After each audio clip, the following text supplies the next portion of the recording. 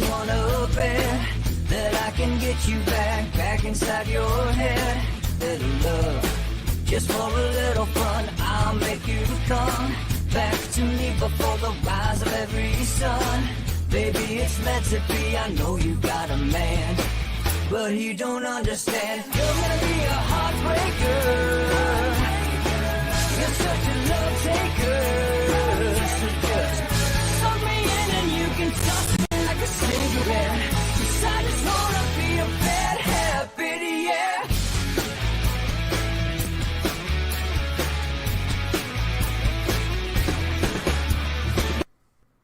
Welcome to Inside the Numbers with the People's Pundit, and now here's your host, Rich Barris.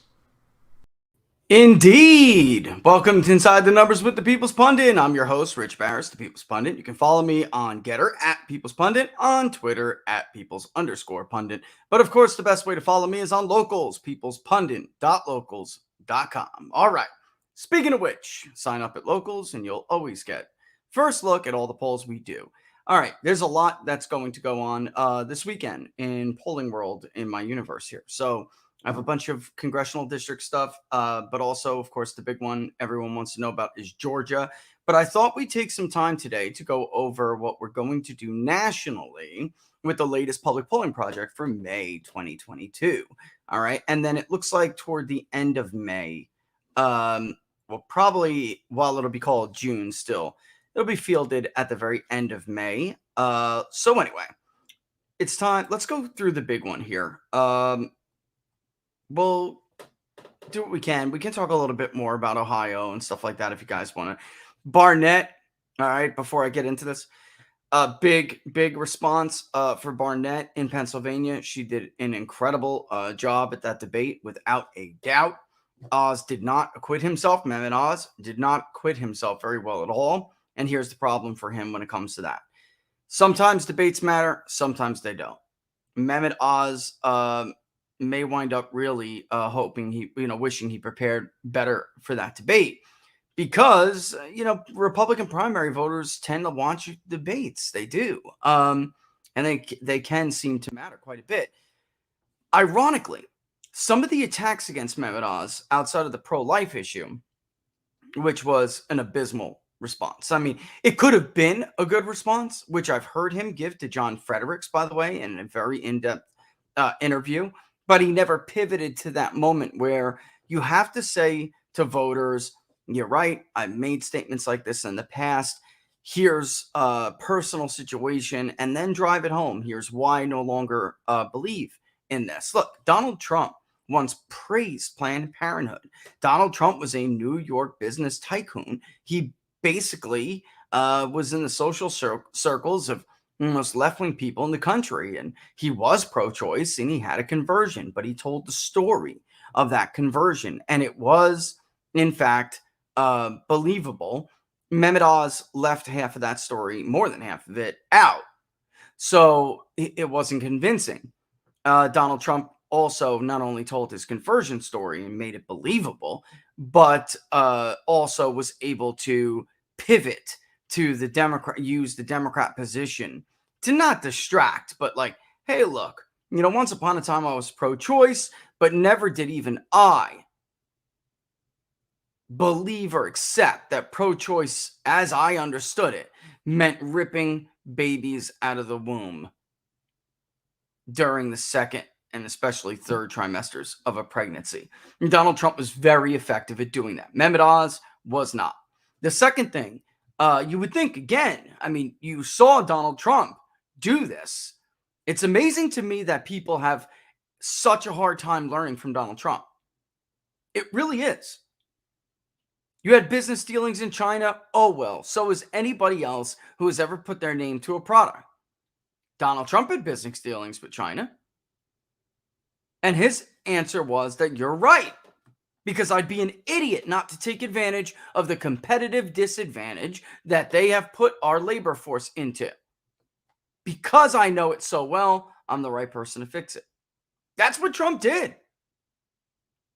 Well, I'm not an idiot. Of course, I'm not going to pay 4 times for labor what I could pay over there. The point is, They shouldn't be able to do that much better than us. I mean, that's it. I mean, it's that simple. Oh, you donated to a Democrat. So what? I buy everybody equally. End of story.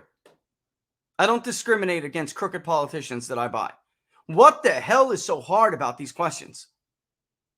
Because Donald Trump was authentic, it was believable. Because what he was saying was true.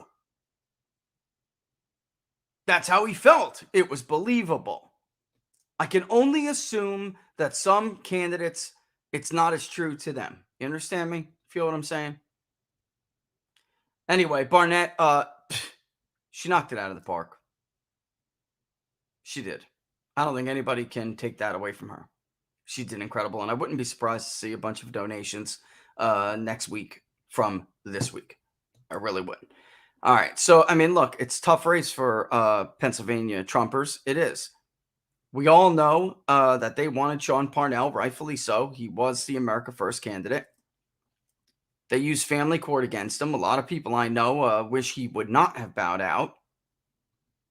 But he did, and it left them with a decision between a hedge fund hack, who Mitch McConnell loves, by the way, or Dr. Mehmet Oz. So here we are. So can her late surge or will her late increased performance turn into a surge? You know, I don't know. She hasn't been under a lot of scrutiny either. So we'll see how she handles scrutiny. But I know that was an enormous topic for everybody, and we'll just have to see. As of right now, folks, like I said, there's a lot. I know I wish I could poll every single race. There's a lot of people that want me to poll Arizona. There's a lot of people that want me to poll Georgia. Well, you know, we just can't do everything. But we will poll Georgia, Arizona, and Pennsylvania is what I meant to say. But we will poll Georgia, and we will have that very, very soon. All right, let's move on, because the other thing we're going to have is a public polling project. Now, we're going to ask the abortion question a little bit early because we're going to add to some of the questions that we typically track, okay? We're also, and here, let me pull this up because I'm going to show you where we're at now with screens, how tight the screens have to get now. Because we are getting closer to elections, we have to screen more. And by the way, I'm also going to at least ask someone if I can generally show you some polling data somewhere else to show you how stupid the Republican establishment is, how dumb they are and how corrupt they are, and how money for them means everything. You think they're happy they have to unite around J.D. Vance? They hate his guts. Because they hate your guts. They hate all of you. The only thing they seem to like are donors who have wallets to open up. That's it. And I will show you a race where the same fake pollsters that told Josh, and they're not fake, they're just not good at it. So I don't want to use the word fake like the left does, but the same pollsters that told Josh Mandel he was ahead, the same pollsters that Bill Kristol referenced as highly respected, unlike yours. You see what happened to Tony Fabrizio the minute he decided to poll for Trump candidates and Trump-friendly PACs? I don't like polling for super PACs, by the way, but I have to each his own. You see what happened to him? He has a track record that's more, very, very respectable. All of a sudden, to everybody in the media world, Tony Fabrizio was just given, oh, well, that's Trump's super PAC. It's an internal poll. But Remington Research, who every establishment, including Ted Cruz, used them, by the way. So Ted Cruz endorsed Josh Mandel. He also used the same pollster. What I'm trying to argue is it's not just a fight between the candidates. The consultants involved. You have the America First people who really, honestly, do their best to give their clients the best work they can. Or people at this point, maybe who not America First. I don't know whether Tony Fabrizio is America First or not, but I do know he seems to try to be giving his clients a good product. And then you have the frauds who put out these push polls. Yeah, you're ahead. We're in a tracking poll. We're a highly respected firm. Don't you know? We're highly respected. Kevin McCarthy's candidates use us. We're highly respected. Mitch McConnell loves us. We're highly respected. Everybody else gets treated like crap. It doesn't matter whether or not you told Josh Mandel he was leading and he was not. For days. Bill Kristol says we're highly respected. It's a freaking joke. Karl Rove, who Dom will be on in a little bit. Ironically, JD Vance goes on to Tucker the very next day and lays out everything that Don told you on Friday about Karl, the architect of the end of the Republican Party Rove. So I don't know why they call him the architect.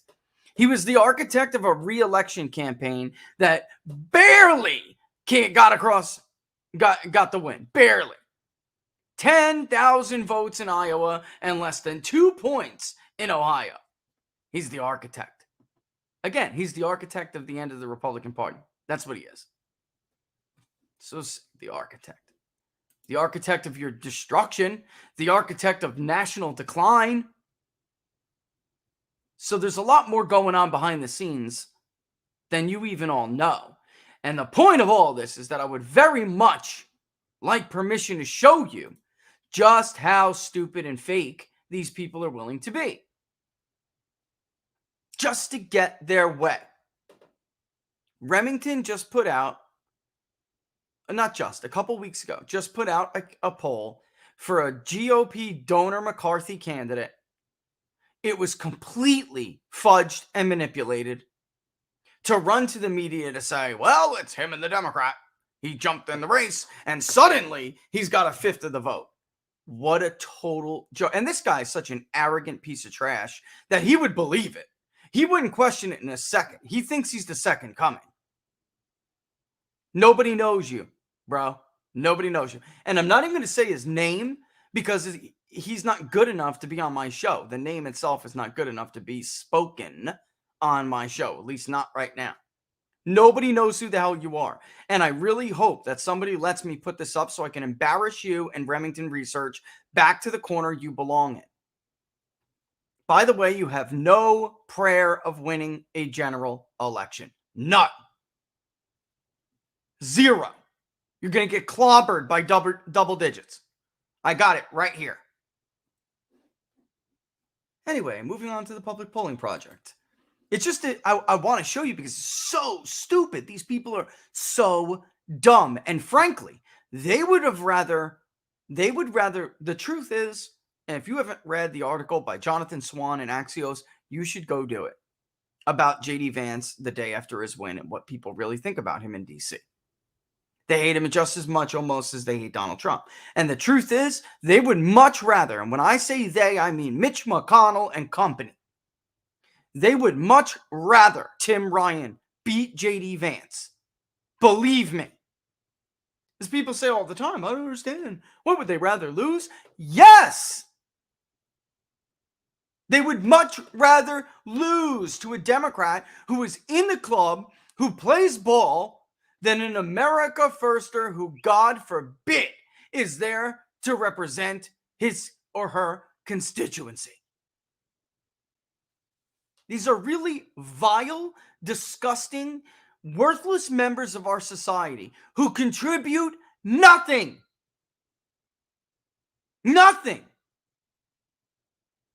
They drain us like vampiric parasites. As you can see here, we have the registered voter screen. It's time to start doing it a little bit more tight here, though. Okay, we have the likely voter screen.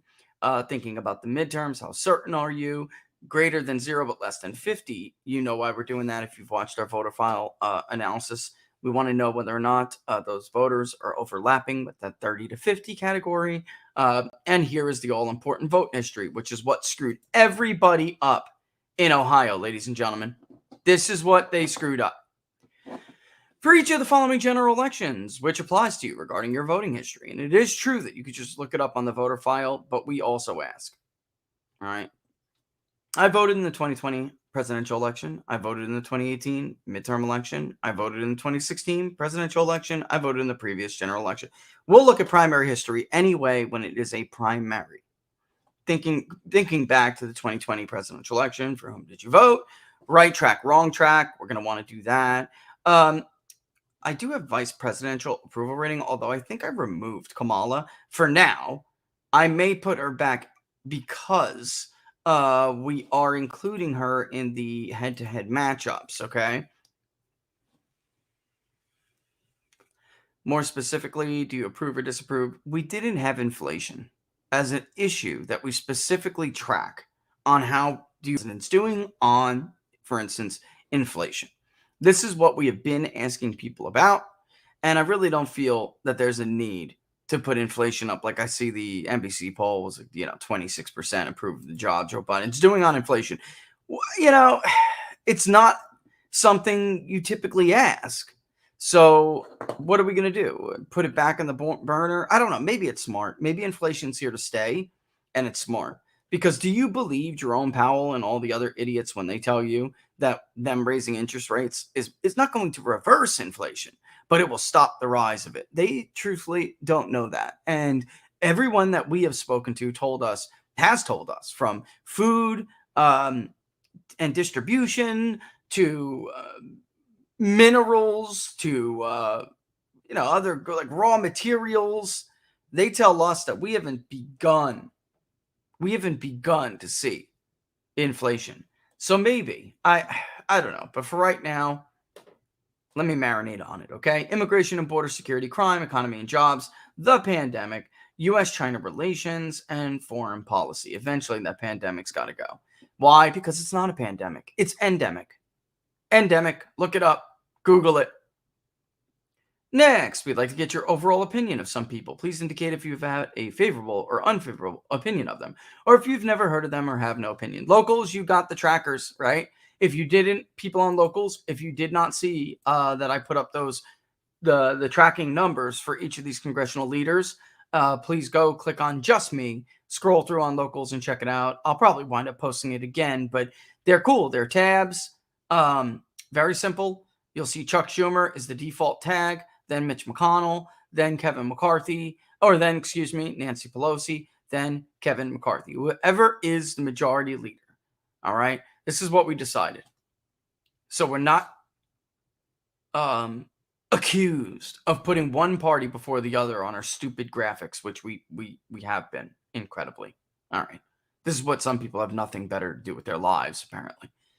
Whoever is in the majority will be the first default tab. Okay? Chuck Schumer, Mitch McConnell, Nancy Pelosi, Kevin McCarthy, interestingly, is how we offered it. All right? The generic ballot. All right, of course. And then this time, loads of hypotheticals. We added, and I got to put the leans in for everybody. I haven't done that yet, but I'm trying to do it in order of when surveys launch. This survey, it could launch as soon as tonight or tomorrow. So I do have to get on this. But the lean was built in, and it always is, for Biden versus Trump. But I have to build in leans for Harris versus Trump, Buttigieg versus Trump, Clinton. Oh yeah. If you think this woman isn't looking at this administration like, oh my God, what a catastrophe, I'm dying to run again, I'm back. If you think she's not going to do that or is incapable of doing that, you better think again, man. Hillary Clinton's been bit by the bug for 30 years. She'll definitely come back if she feels like she's got the opening to do so. Bernie Sanders. Oops, hold on. And I am having battery issues with my wireless mouse. So I didn't. 1, 2, 3, 4. All right. Well, I think it's just incumbent upon us to do this real quick. Hold on. I think Steve Bannon was right when he said Elizabeth Warren absolutely declared her candidacy on the steps of the Supreme Court. I think he's likely right. The truth is, the Democrats don't really have a bench. Look at this. Kamala Harris, Pete Buttigieg, Hillary Clinton, Bernie Sanders, Elizabeth Warren. Now, you could say the same about Trump. I mean, he's old, but he was a sitting president with half the country under the impression that he deserves to run again. Or maybe not half, but certainly more than half of the Republican Party. So it's a little bit different. Plus, nobody's arguing that the future of the Republican Party as a base movement, as a movement, that the future is completely dominated by America First. So, his age is definitely a consideration and should be. It should. But the rest of them rolled with the exception of Pete Buttigieg on the Democratic side as well. And he's indicative of that generation. I work for a couple of weeks. I need a vacation. To hell with how bad everything is. I've worked too hard. Let me sit down, please. Can I get a glass of water and a stool? That's Pete Buttigieg, But anyway, moving on. Most important voting issue. Did I or did I not tell you to stick abortion on that 2 or 3 months ago? Right? I knew it. I just knew it. I mean, you do this long enough and you realize that Democrats just go back to the same thing all the time. They do. They have a playbook, folks. If this isn't working, if racial division isn't working, go to abortion. If abortion isn't working, they'll go to healthcare and pushing grandma and grandpa off a cliff. If all of that isn't working, well, then the world's going to end in 12 years if we don't stop fossil fuels. And Republicans want to poison your grandma with dirty air and dirty water. And your children. Don't forget your children. All right. Interestingly, you can't make it work. AAA batteries, please. Most important voting issue, follow-up for inflation, food. This is the CPI. Should look familiar to you. It's the CPI.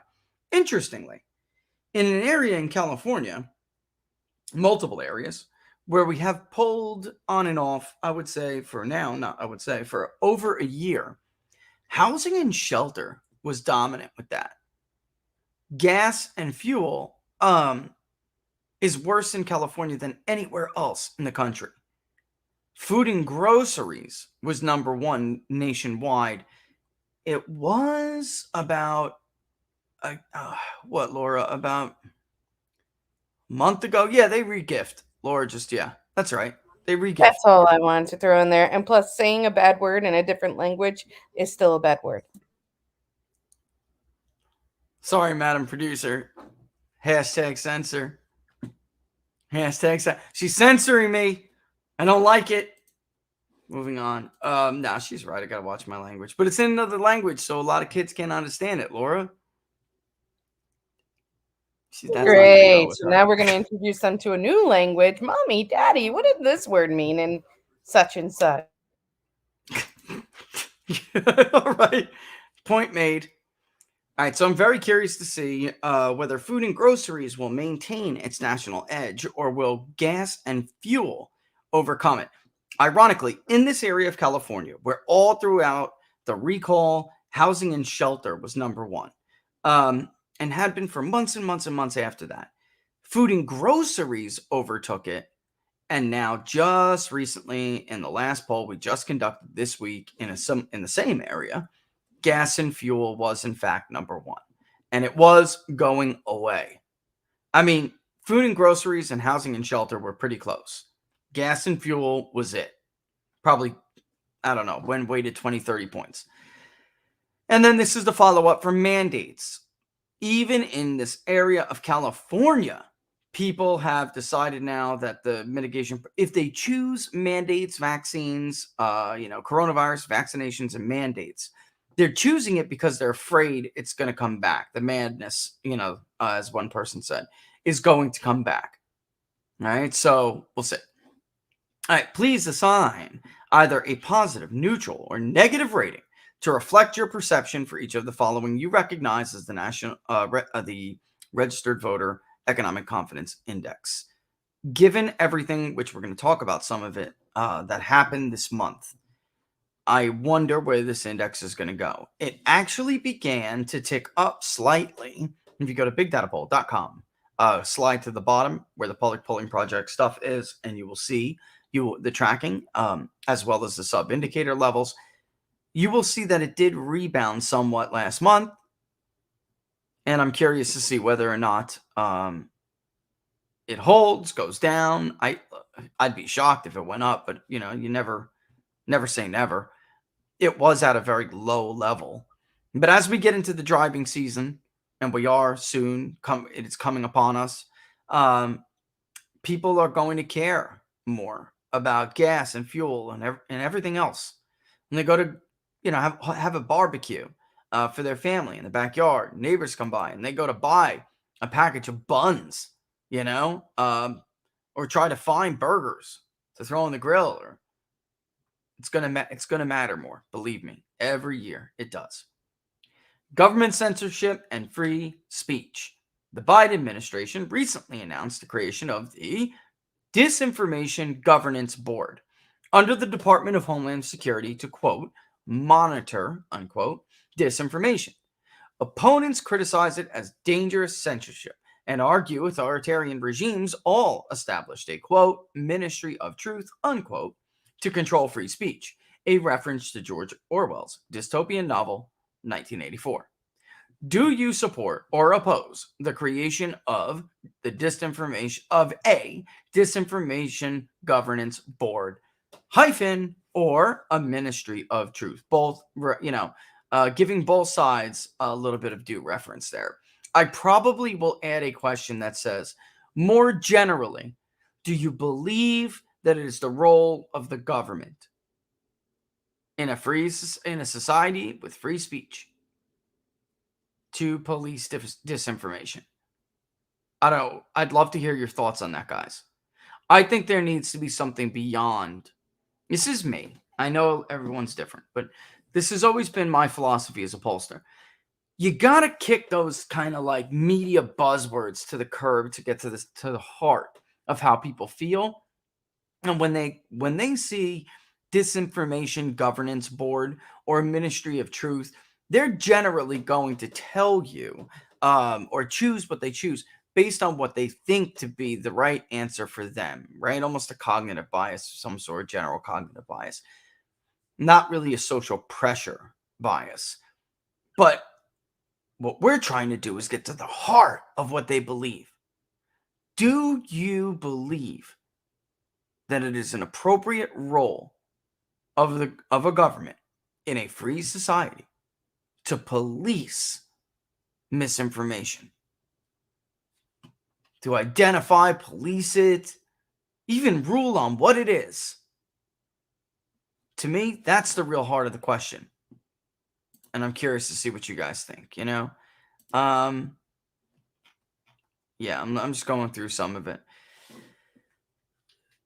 Yeah, you got to think about that honestly. I mean, right?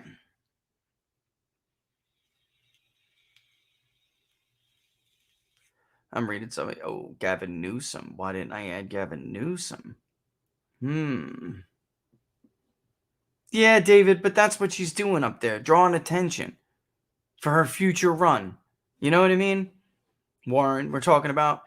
Of course, she didn't declare it. We don't mean it that she openly declared it. What we're saying is she was, and she probably is that much of a lunatic. I'm not disputing you on that at all. Some of these people, when you hold up a sign that says, I wish my mother aborted me, there's something freaking wrong with you. I mean, I don't think any of us, not at least in my audience anyway, are going to dispute that. I mean, there's something very wrong with many of the people in that movement. If you can't see what the rest of the world sees. Honestly, folks, it's not really political to say this. There are third world countries that view our abortion policy as barbaric. There are. Somehow they can't appreciate the value of free speech. Somehow they can't see the inherent virtue of private property, all right, and the benefit that it causes, or the benefit that it reaps to the cause of liberty and freedom. They don't see any of that, yet they can still see that terminating a pregnancy after a certain few weeks is barbaric. And Mika Brzezinski, by the way, admitted it. I want I want the ability to have an abortion because if you like sex, you should too. What the hell are you talking about? It's called a birth control pill. It's called a condom. It's called Plan B. You just admitted that you want the freedom to drop your pants irresponsibly whenever you want, and that a life has to be sacrificed for your disgusting desire to do that. We used to have words for women like that, Mika. They started with an S, and the other letter came with a K. Disgusting. Live television? You would say that in the morning when people are drinking their coffee? 10 years ago, the most staunch pro-choice advocate would never have argued for unfettered abortion because they just want to have sex whenever they want. Tell you what, Joe, real winner there, bro. Real winner you picked there. If my wife ever said that publicly on television, first of all, she'd never be my wife because I wouldn't have married somebody like that, right? Can we get real? It's the one thing I always couldn't really respect about the pro-choice movement, because I think everyone who grew up in my era was basically pro-choice or was told, well, it's just a blob of fetal tissue. And then a little something happens called growing up. You have a child, you look on the screen at like 12 weeks. What was he? 12 weeks old? 14 weeks. I'm like, oh, damn, that's a baby. Damn, I'm a baby killer. Not that I've ever had one or pressured a woman to have one. I'm just saying that's what I believe. But it was like, be man enough to admit you want to be a baby killer because you want to be a deadbeat. Just admit it. I'd have more respect for you and your position if you would just admit it. Yeah, Mika's disgusting, but at least she admitted it. I mean, crying out loud, Jim, Plan B is like so available. Totally. Exactly. We're going to go back to Geraldo. We're going to go back to the coat hanger. He tells Greg Gutfeld, no, we're not, you stupid idiot. Birth control is prevalent and cheap. Plan B is everywhere. And this rape and incest nonsense, go and look it up on the Department of Health and Human Services. Almost nobody terminates a pregnancy because of rape and incest. Why, Laura? Because when you call the police for a rape, the vast majority of them go unreported. Okay. Well, I don't know what to tell you. But when they are reported, the rape kit comes in, it gets done, and then you get Plan B, and then that's it. This has always been a fake narrative. Always been. But you know what hasn't been? Mid and late term abortions. I'm stoked 42% happened in the first 13 weeks. I just looked it up. 2019 is the last year we have statistics for. There were still 650,000 abortions in the year 2019. If 10%, like HHS says, is done in the final stages of pregnancy, do the math. That's 60,000 babies that nobody even argues is a baby. Nobody even argues is not a baby, excuse me. Oh, it's just 9%, HHS says. Oh, okay. All right. Well, Judge, I killed, I killed 30 people. I'm a serial killer. But Judge, let me stop you for a second, Judge. Can we do some math here? What's 30 out of 330 million? It's only 30 people, Judge. They're in my backyard, by the way. They're in my backyard. What kind of stupid logic is this? It's only 60,000 babies. Oh, okay. All right. Okay. At least the Spartans had a reason They didn't do it out of, I don't even know what the word is, convenience? I shouldn't have to be forced to bring a baby to term and ruin my breast. What? Spartans did it out of necessity, at least. Honestly, never look at another History Channel show about the Spartans again and think yourself superior when you find out what they did with children. At least they carried them to term.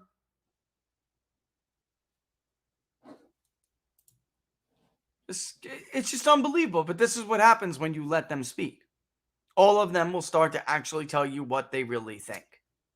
By the way, USA Today, PolitiFact.org, every single one of them fact checked, well, not every single one, but many of them, PolitiFact.org and PolitiFact Wisconsin decided they needed to weigh in on it too.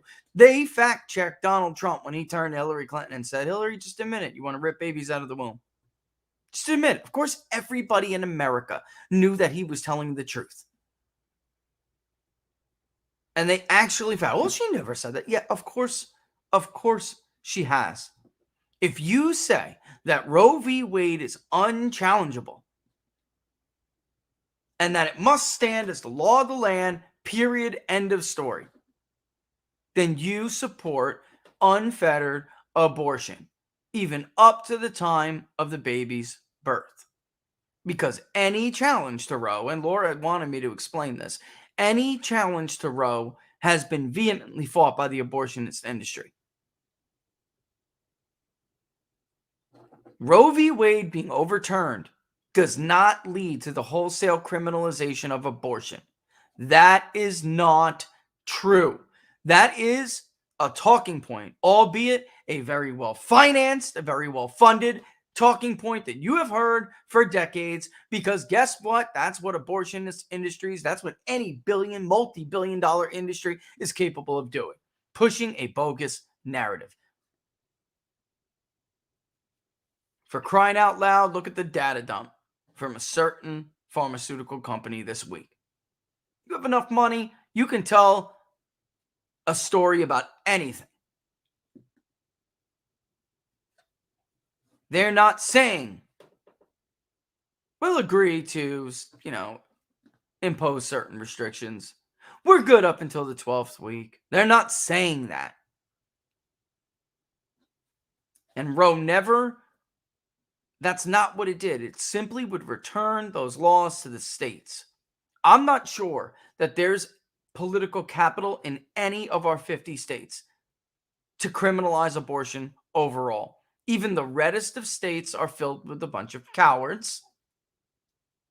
The state of Utah, for example, red as red can be, presented with polling showing that even though they have a long history of mail-in balloting, that they would absolutely support a return to Election Day in-person voting. If they didn't have the cojones to take up that, you think they're going to ban abortion? Period? This is fear-mongering. And by the way, once upon a time, you may have to worry about a coat. I mean, the coat hanger thing is just vile. Modern medicine has come a very long way since then. To pretend that we'd revert back, it's nuts. It's nuts. All you're doing is sitting there with your stupid pom-poms in the air for an industry, by the way, which disproportionately hurts black women, supposedly champions of the downtrodden, my foot. Abortion is used against the black community. Number one, they are the number one receivers of terminated pregnancy procedures. The second is white women in their 20s who want to party hardy. That's the truth. Look it up. The least likely woman to get an abortion in this country is a Hispanic woman. It's disgusting. And that's what you're cheerleading for. And for the rights of those abortion doctors and industries to then take what's left and do unspeakable things with it. That's what you support. At least own it. At least you're so filled with conviction. At least own it. Being disgusting cowards with your platitudes and your 30-year-old science. All right. Foreign policy. Oh, no. Right. So we're going to redo this. Of course, we're going to ask about abortion designation again. I have gone over it now ad nauseum. I don't want to do it again. This idea that Roe v. Wade is going to help the Democratic Party if Roe v. Wade is overturned is total nonsense. I am exhausted. It is Friday. I don't even know how many shows I've done, radio, podcast, television, explaining this over and over since this news dropped. The data is 100% on my side. It has been for years. The angry woman is a myth. It's a myth. Women are much more likely to support abortion restrictions than men among those who identify as pro-choice. And we're going to show you that again because here they are. If you have a suggestion for a new abortion restriction, we have Texas, Mississippi, what else we did? The Federal Pain Protection Act, Pain Protection Act, right? 20-week mark. And we have late-term abortion. If you have any other suggestions, by all means, please lob them at us and I will consider putting it in there. All right. Because I just wanted to take ones that were recent and that were most well known and certainly received, the minority vengeance and response from the media. And then this one is going to be a question generally phrased, getting to the heart of this idea that 65 to 70% support upholding Roe. The truth is, many don't know what Roe v. Wade does. And that is what we will attempt to determine when we design this question. It will say something like, if the U.S. Supreme Court overturns Roe v. Wade, which, from what you know about the case, which do you think would be the inevitable outcome? What do you think the outcome would be? And of course, criminalizing abortion, returning the authority to states. We're going to give probably about 3 options, and we will show you just how educated people are about Roe v. Wade. Because, folks, it is not possible for the pro-life and pro-choice movement to generally be split. And then huge chunks saying they support Roe. As I've shown you with the polling before, the one who loses part of their designation base is not pro-life.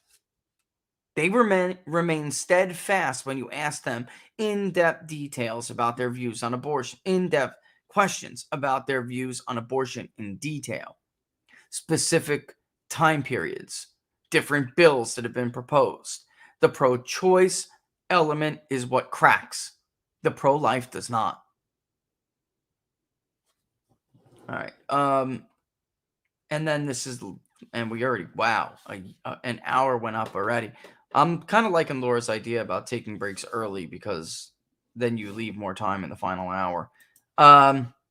Okay. I went back and looked, and it is in fact time to ask about the number one enemy to the United States again. And by the way, anytime you see this, it means that it's in like a question library, right? And we have it identified in another survey as well. So last year when we did this, it is that very same question that's in there.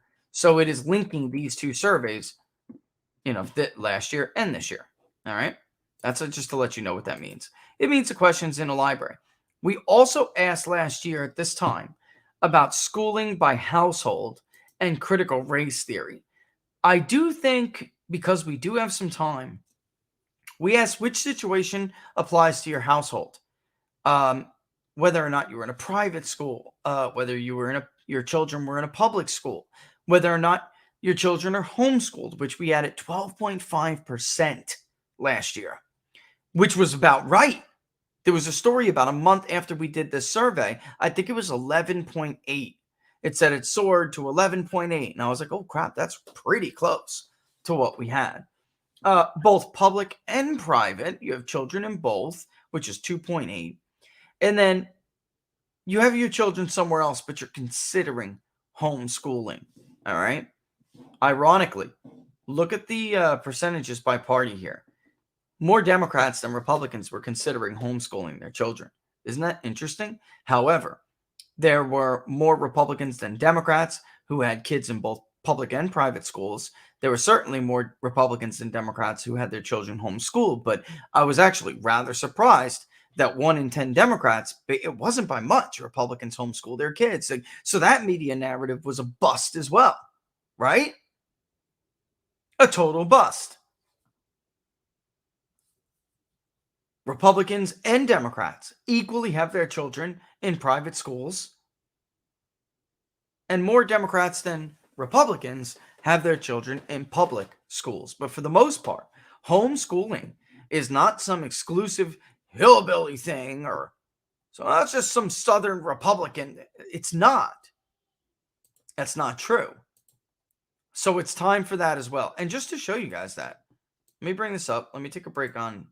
Give me 1 second. Let me grab this chart and you'll see it for yourself. It's time to ask this as well.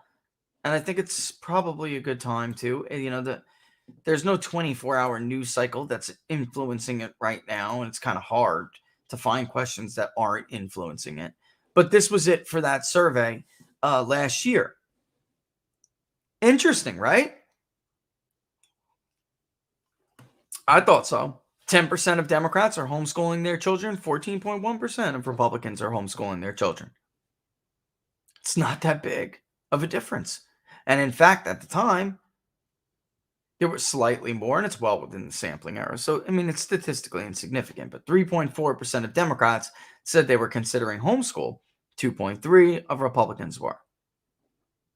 Again, interesting, right? And private school, for kids who have unique opportunities, not to be in a family public school, it was about even. Democrats, 0.4 more, nothing that big.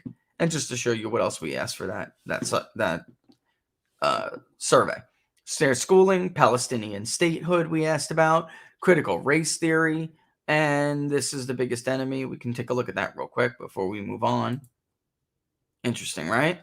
We had 42.2% China, 22.2% Russia, 14.7% North Korea, 4.4% Iran, none was 3.4%, other was 1.9%, unsure, no opinion, 11.1%. You can see here the vast majority of Republicans, a 2-to-1 plurality of independents, and a not the majority or the plurality of Democrats, right? 36.4%. Yeah. Plurality. Hate it when I'm actually speaking it and trying to use that word. Democrats, only a quarter of them roughly recognized that China was the biggest threat. 36.4% said that it was Russia, which largely fueled what I would be interested in among independents and Republicans. Is there any considerable increase in the percentage who say that Russia is the biggest enemy or the greatest threat to the U.S.? And the question reads as follows. Which one of the following nations would you consider to be the single greatest enemy of the United States? Meaning, which poses the greatest threat? What do you think, guys? Who do you think it's got? What do you think is going to happen this month? Let me see it in the comments. You think that, do you think that there's going to be a huge surge for Russia considering what's going on in Ukraine?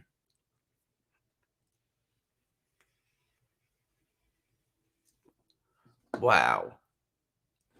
I can't read your name, but this goes back to the abortion thing, but it's on locals. Can you add a question to the abortion issue asking if people support using the aborted fetus parts for science? People have asked about stem cells. We did that. Let me think that over. I Laura, I kind of like that question. Like a more general question. Do you support or oppose abortion providers selling off parts of the aborted fetus and or baby in science? Or something like that. Yeah, because you can say fetus and then you're injecting bias because when people are talking, are you talking about a blot of tissue? That's not really taken any form, very early abortion, or are you talking about an abortion that was conducted, maybe in the 12 to 18 week period? Very, very different for people who don't know. Laura, how many days does it take for a heartbeat to develop? How many weeks? It's days. It's not even weeks. Remember they had this huge billboard?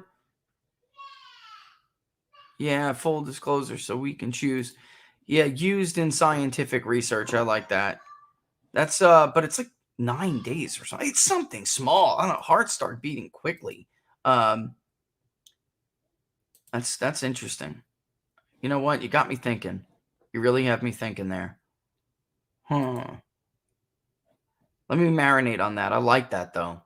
I just would have to figure out a way.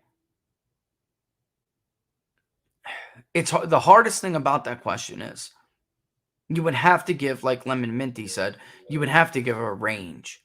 You would have to say abortions in the first trimester, abortions in the second trimester, abortions in the third trimester. And maybe that's something we'd have to do. We'd have to ask it like a matrix question. For each of the following trimesters, do you support or oppose abortion providers using the results of abortions for scientific research? Or not results, but the parts. I don't know. Well, How would we do that, Laura? 18 days. I typed it to you, but 18 days. I said 9. Oh, sorry. I didn't see it. Yeah. And then second thing is I'm also thinking to elaborate on that, like the types of methods they use for it to really hit it home kind of ordeal. Like, do you believe in like you can vacuum the baby out of the womb? Oh, God. You know what I'm saying? Yeah, but people don't know that, though, and you know that. They don't know the That's what I'm instruments of saying. abortion. Inform people, and then you get a real depiction of who really believes in it and who really doesn't. Yeah, but that could be injecting too much into it. That's sensational. That's the truth. Yeah. You'd have to I don't know. That's a lot. That would make it only an abortion survey because now we're getting into so many different questions. The matrix question, if we were to add what the user on locals asked, I'm sorry, I don't know your real name. I just see the user handle. If we were to get into that, then we would not be able to do it with just a general question. We'd have to ask about the 3 different trimesters because I think there are people who would say, yes, I do support stem cell research if the baby was aborted in, 2 weeks, but there's no way they would support the selling of baby body parts with a baby that was aborted after 3 months. We'd have to be very specific about it. Yeah, people are like, yes, Laura, that's exactly. Yeah, I know, because that is the reality of it. But then you would start to get into so many other questions.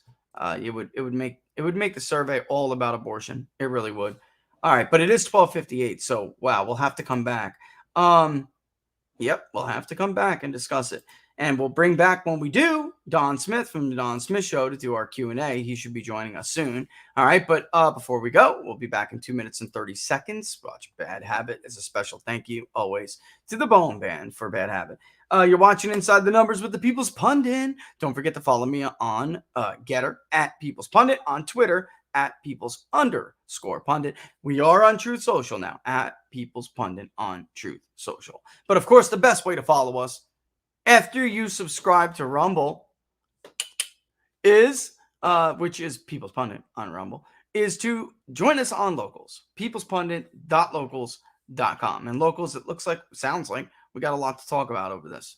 All right. I'll send you the draft questionnaire today, and you guys kick it around a little bit. See if you have some suggestions. Of course, we can't get everything on there. It's already, just to give you guys an analysis of estimated time, we go to our little test, It already is a 10-minute interview. The fatigue score is very low. Accessibility is very high. So that's good. So I don't mind stressing it out to about an average 10-minute interview. That's a lot. You know me. And I normally don't like that. But we have been doing okay. So when we get closer to elections, we're not going to do that. All right. Especially if we're asking about many different elections, many different ballots on the statewide. Like in Georgia, I wanted to keep that interview very low because there's so many. Okay, now we went over the governor. How about the lieutenant governor, the attorney general, the secretary of state, insurance commissioner? Now let's talk about the Senate. I mean, it was a large interview just on vote preference. All right. All right. So we'll be back in 2 minutes, 30 seconds. Don't go anywhere. We'll be back.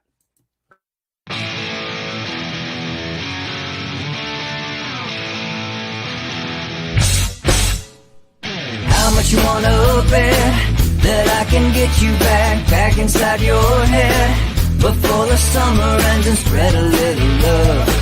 Just for a little fun, I'll make you come back to me before the rise of every sun.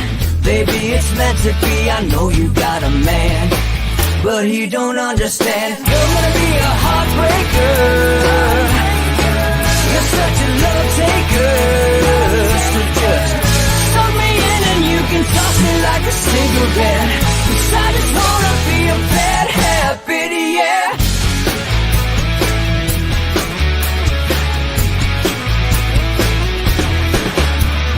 Rhythm in our love, it's impressive, excessive. You can't make this stuff up. My chest beats, it's restless, wakes the neighbors up above. Yeah, baby, come and show me love. Baby, come and show me love, because you're gonna be a heartbreaker. You're such a love taker. So just suck me in and you can toss me like a cigarette, 'cause I just wanna be a bad habit, yeah.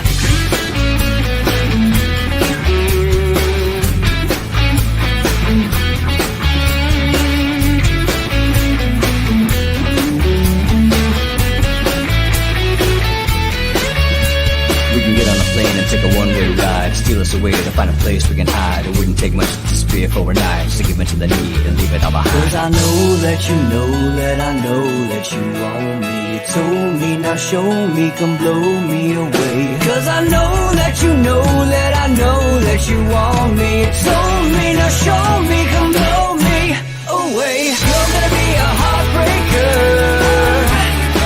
you're such a love taker. So just suck me in and you can toss me like a cigarette, 'cause I just wanna be a bad habit, yeah. You're gonna be a heartbreaker, you're such a love taker. So just suck me in and you can toss me like a cigarette, 'cause I just wanna be a bad habit, yeah. Suck me in and you can toss me like a cigarette, 'cause I just wanna be a bad habit, yeah.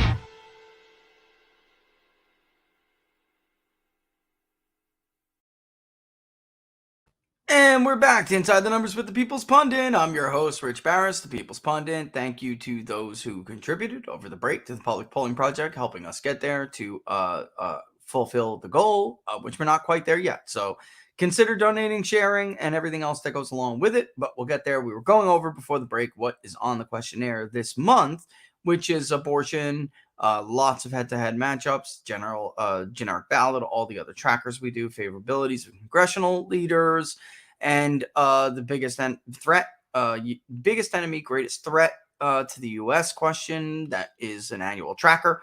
But for now, without further ado, I'm going to bring on Don Smith from the Don Smith Show. We'll go over some of your Q&As. Let me just add this real quick. Angie, I thought about that. Who asked, is there any possibility that we can ask how satisfied people are with their state abortion laws? The fact of the matter is, I thought about this. That's an idea for the future after Roe is gone. Because, look, folks, 99.9% of the time, despite what Justice Roberts says, it's done by now. Just for people who don't understand. And Don, he'll be able to back me up on this. He knows. The Supreme Court hears oral arguments. They go into a room. They vote. It is very rare that the decision is changed from that point on. Once a draft opinion is written, that decision is done. And they are simply passing it back and forth to each other to get to the final draft. It is not normal at this point for a judge, a justice, a Supreme Court justice, to change their vote. That is a load of crap. So Roberts was giving people a way out here without scrutiny when he released that statement. It was disgusting. And it was disgusting and deplorable. He's a piece of crap. Anyway, Don Smith from the Don Smith Show. First and foremost, thank you as always for being here, my friend. Before we hit the questions, I gotta give you a minute. Last Friday, you told the audience about Karl Rove being an utter piece of crap. And this is what JD Vance goes on Tucker to say the night after he wins. Let me pull it up. It's on my Twitter thread. I didn't even need to download it. Jonathan Swan. Let me pause it. Go back. The slime ball Karl Rove. I'm gonna play this. Don. When we come back, I want you to react to it because you tweeted. I just told you basically everything JD Vance said on that show. Let's take a listen, and we'll be back in a second here. So here we go. The slime ball Karl Rove, who shipped a lot of American jobs. He's got rich in the process and also sent a lot of Americans to die in stupid conflicts. Karl Rove spent a lot of money. He wrote a lot of op-eds criticizing my candidacy. He was even calling my donors after Trump endorsed me, encouraging them to drop my campaign. So, in a lot of ways, what this revealed is that you do have some very corrupt political consultants in the Republican Party who despise their own voters. It was crazy, Tucker. I mean, a couple of days before the primary, after I think we'd already kind of locked it up, we were way ahead in the polls. A Republican donor group put $2 million on TV to attack me, which really didn't hurt my candidacy against the other Republicans. It actually just hurt me against the Democrats. So my candidacy revealed an incredible amount of corruption in our own party. And I think that's one of the things that I do have to fight against. Tim Ryan, who I'm running against, is a total fraud, but we also have to fight against the corruption in our own party. And there you have it, Don. There you have it. There it is. There it is. I will tell you right now. I had said, in your tweet you had, and then I, responded. That is the first thing they do. They get on the phone, call Rove, Kevin McCarthy, the scumbag donor candidates. They're scumbag donors. They start calling people. They did it to David. Called Tom McClintock, who endorsed David. They called Shannon Grove. Oh, dump this guy, blah, blah, blah, blah, blah. This is what they do. You spend more time fighting the Republican establishment than you do fighting the Democrat. And what JD Vance just said right there, I think is extremely important. He hurt me more than he hurt. He hurt me against a Democrat more than he hurt my primary candidacy. Take it away. Yeah, absolutely. Yeah. And so first of all, that takes courage. So good on JD Vance, because it takes courage to come out against these guys, to fight back. This is the missing link from what he was telling you there. Everything he said was true. The missing link there is the state party, right? So the GOP and the state participates in this. So it's not necessarily Karl Rove picking up the phone, calling people. This is sanctioned by these state organizations that try to run everything. So they are the missing link in all this stuff. The example I gave on your show last week it's Karl Rove, it's Newt Gingrich, and I want to like Newt Gingrich, but he's part of it, and Kevin McCarthy. This is a cabal. So what these people do is the first thing they do is they shut out their opponents from participating in any state GOP functions. You no longer get to speak. You no longer get to participate in the fundraising aspect of things. And the party actually comes down on you. They come out against you, because they got to keep Karl Rove and Gingrich and McCarthy. Apparently they feel the need to keep them happy about these things. So this is a well-orchestrated thing.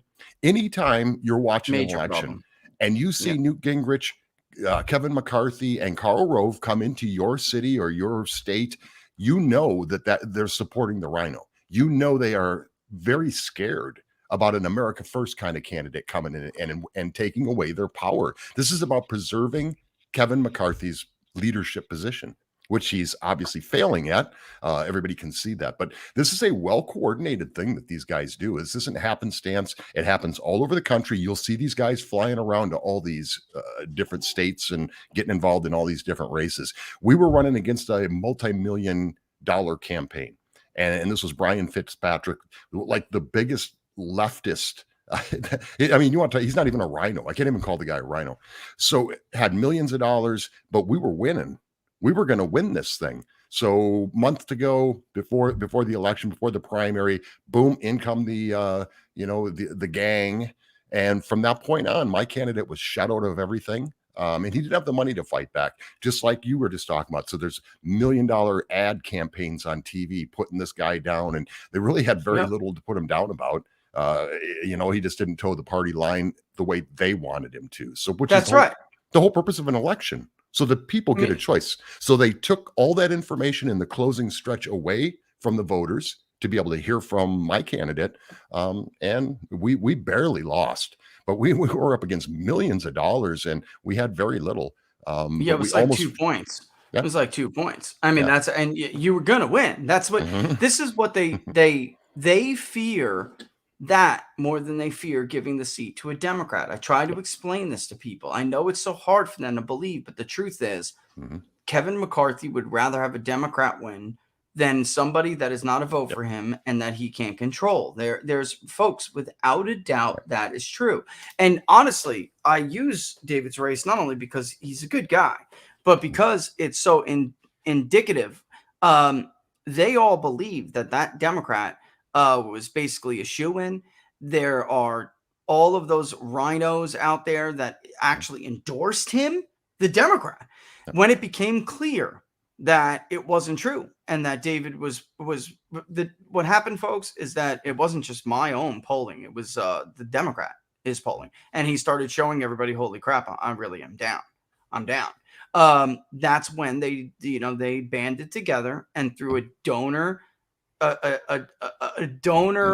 unelectable to, the only point is to stop him from getting in the top two.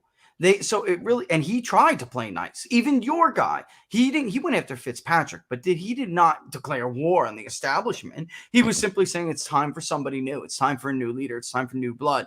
That's all he did. And that was enough. It's not like he went full bore. Same thing with David. He did not at all. He tried to make nice with everybody. He was trying to build a very big coalition and bring new people into the party.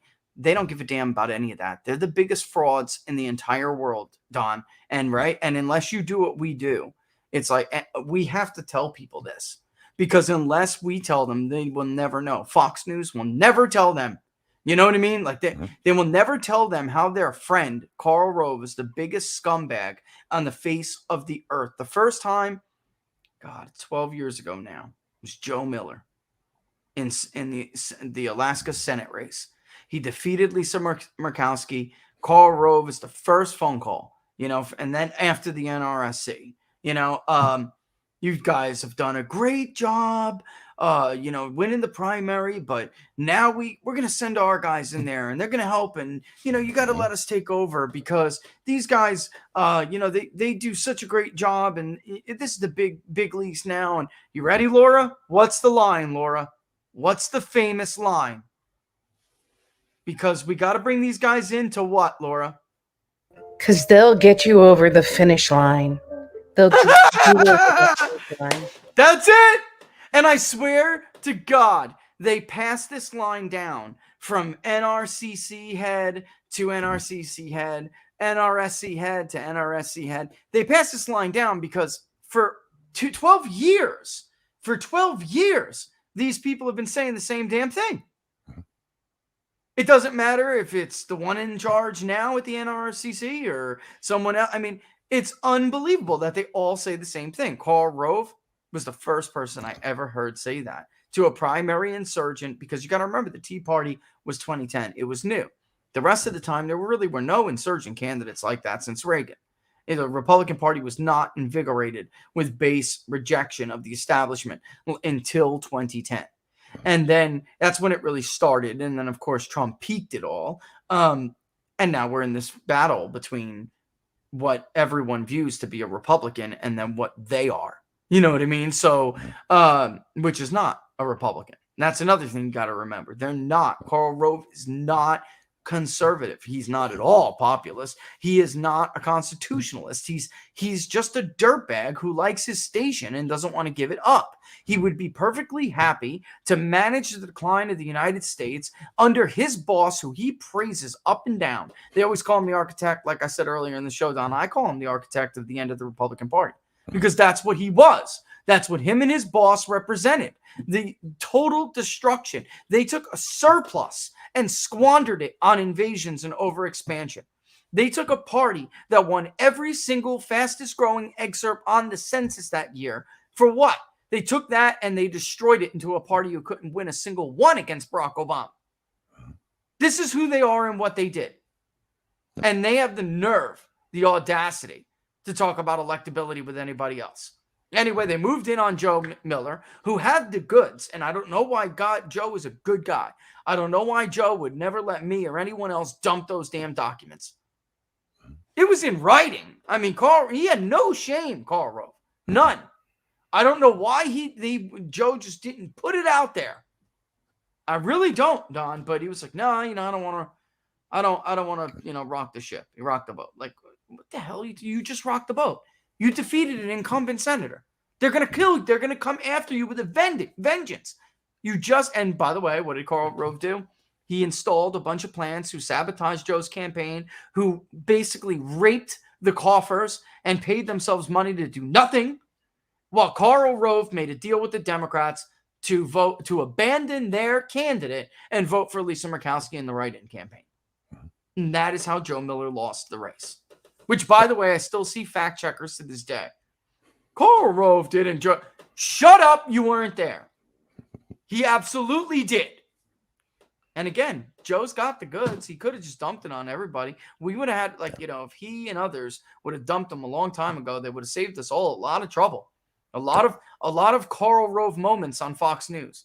He's not even smart, Don. Do you remember when he had a meltdown in 2012 on election night? Megyn Kelly had to basically walk over to the decision desk and have them explain why Barack Obama defeated Mitt Romney in Ohio. He still thought Franklin County was filled with the same pro-Bush suburbs that had been 8 years prior.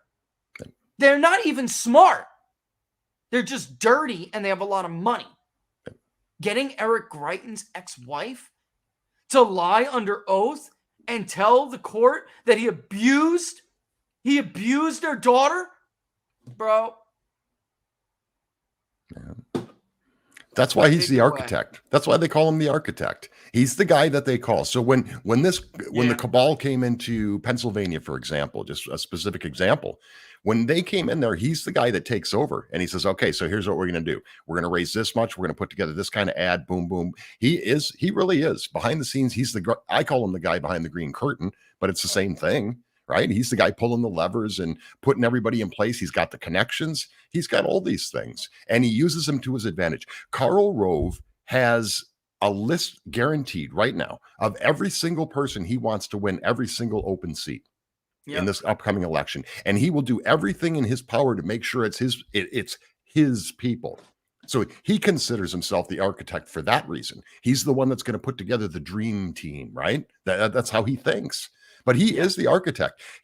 The big thing is, and I'm going to stress this again. First of all, that's why I tip my hat to JD Vance for having the courage, because some people don't, as you just went through there. But this is the thing. So in the Pennsylvania one, I mean, he came in literally and he put all of that together. It was all Karl Rove. He is the architect. McCarthy supports him, but he's tied into these state parties. That's where the real control comes from. You remember the race in Michigan. So in Michigan. Oh, yeah, they did it to David Dudenhofer. You better believe it. He comes in, the great job in the primary. You mean like Don and Rich, great job in the primary, right? I mean, that's what great job in the primary. Now, by the way, one of those guys was like indicted, right? For a fraud, basically. I mean, he was robbing David Dudenhofer. Big time. And everything that really would have mattered, Don. Could you imagine? Because David Dudenhofer was not like a firebrand, good guy, nice guy, real likable guy, right? And imagine him getting together with Brenda Jones. Mhm. Imagine, it's just totally out of the box. Mhm. You know, you don't have to be represented by a radical, you know, who cares only about one community. You don't have to vote for her. You know, you can vote for this guy. This guy, don't worry, he's not scary. You know, give him a chance. At Mhm. least give him just a chance, because they didn't like her. You Right. know, they just didn't really like Rashida Tlaib.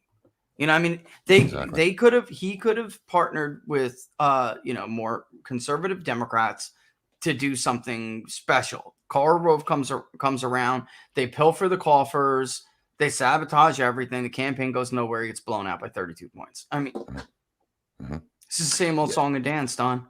But okay, so let's detail that a little bit, because I think that's worth talking about a little bit deeper here. So we had a strategy, and you and I were both involved in this. So we had a strategy that it was the only shot he had to win. So for those who don't know, David was ran against Rashida Tlaib. So who would you rather have? I mean, you know, right? Rashida Tlaib's pretty bad, but we There had a was bad strategy blood going into there. this thing. It was bad. Yeah. Yep, The day bad. before the primary, David gets a call from the state party.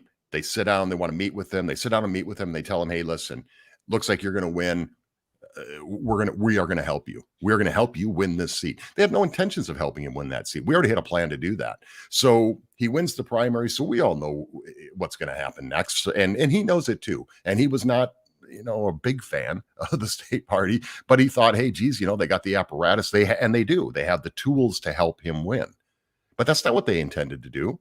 So they wiped us completely out. They put their own people in place. And what they did was they used him to raise millions of dollars for themselves. So then they have more That's power, it. more money, more power. You guys get you follow the money. It's pretty easy.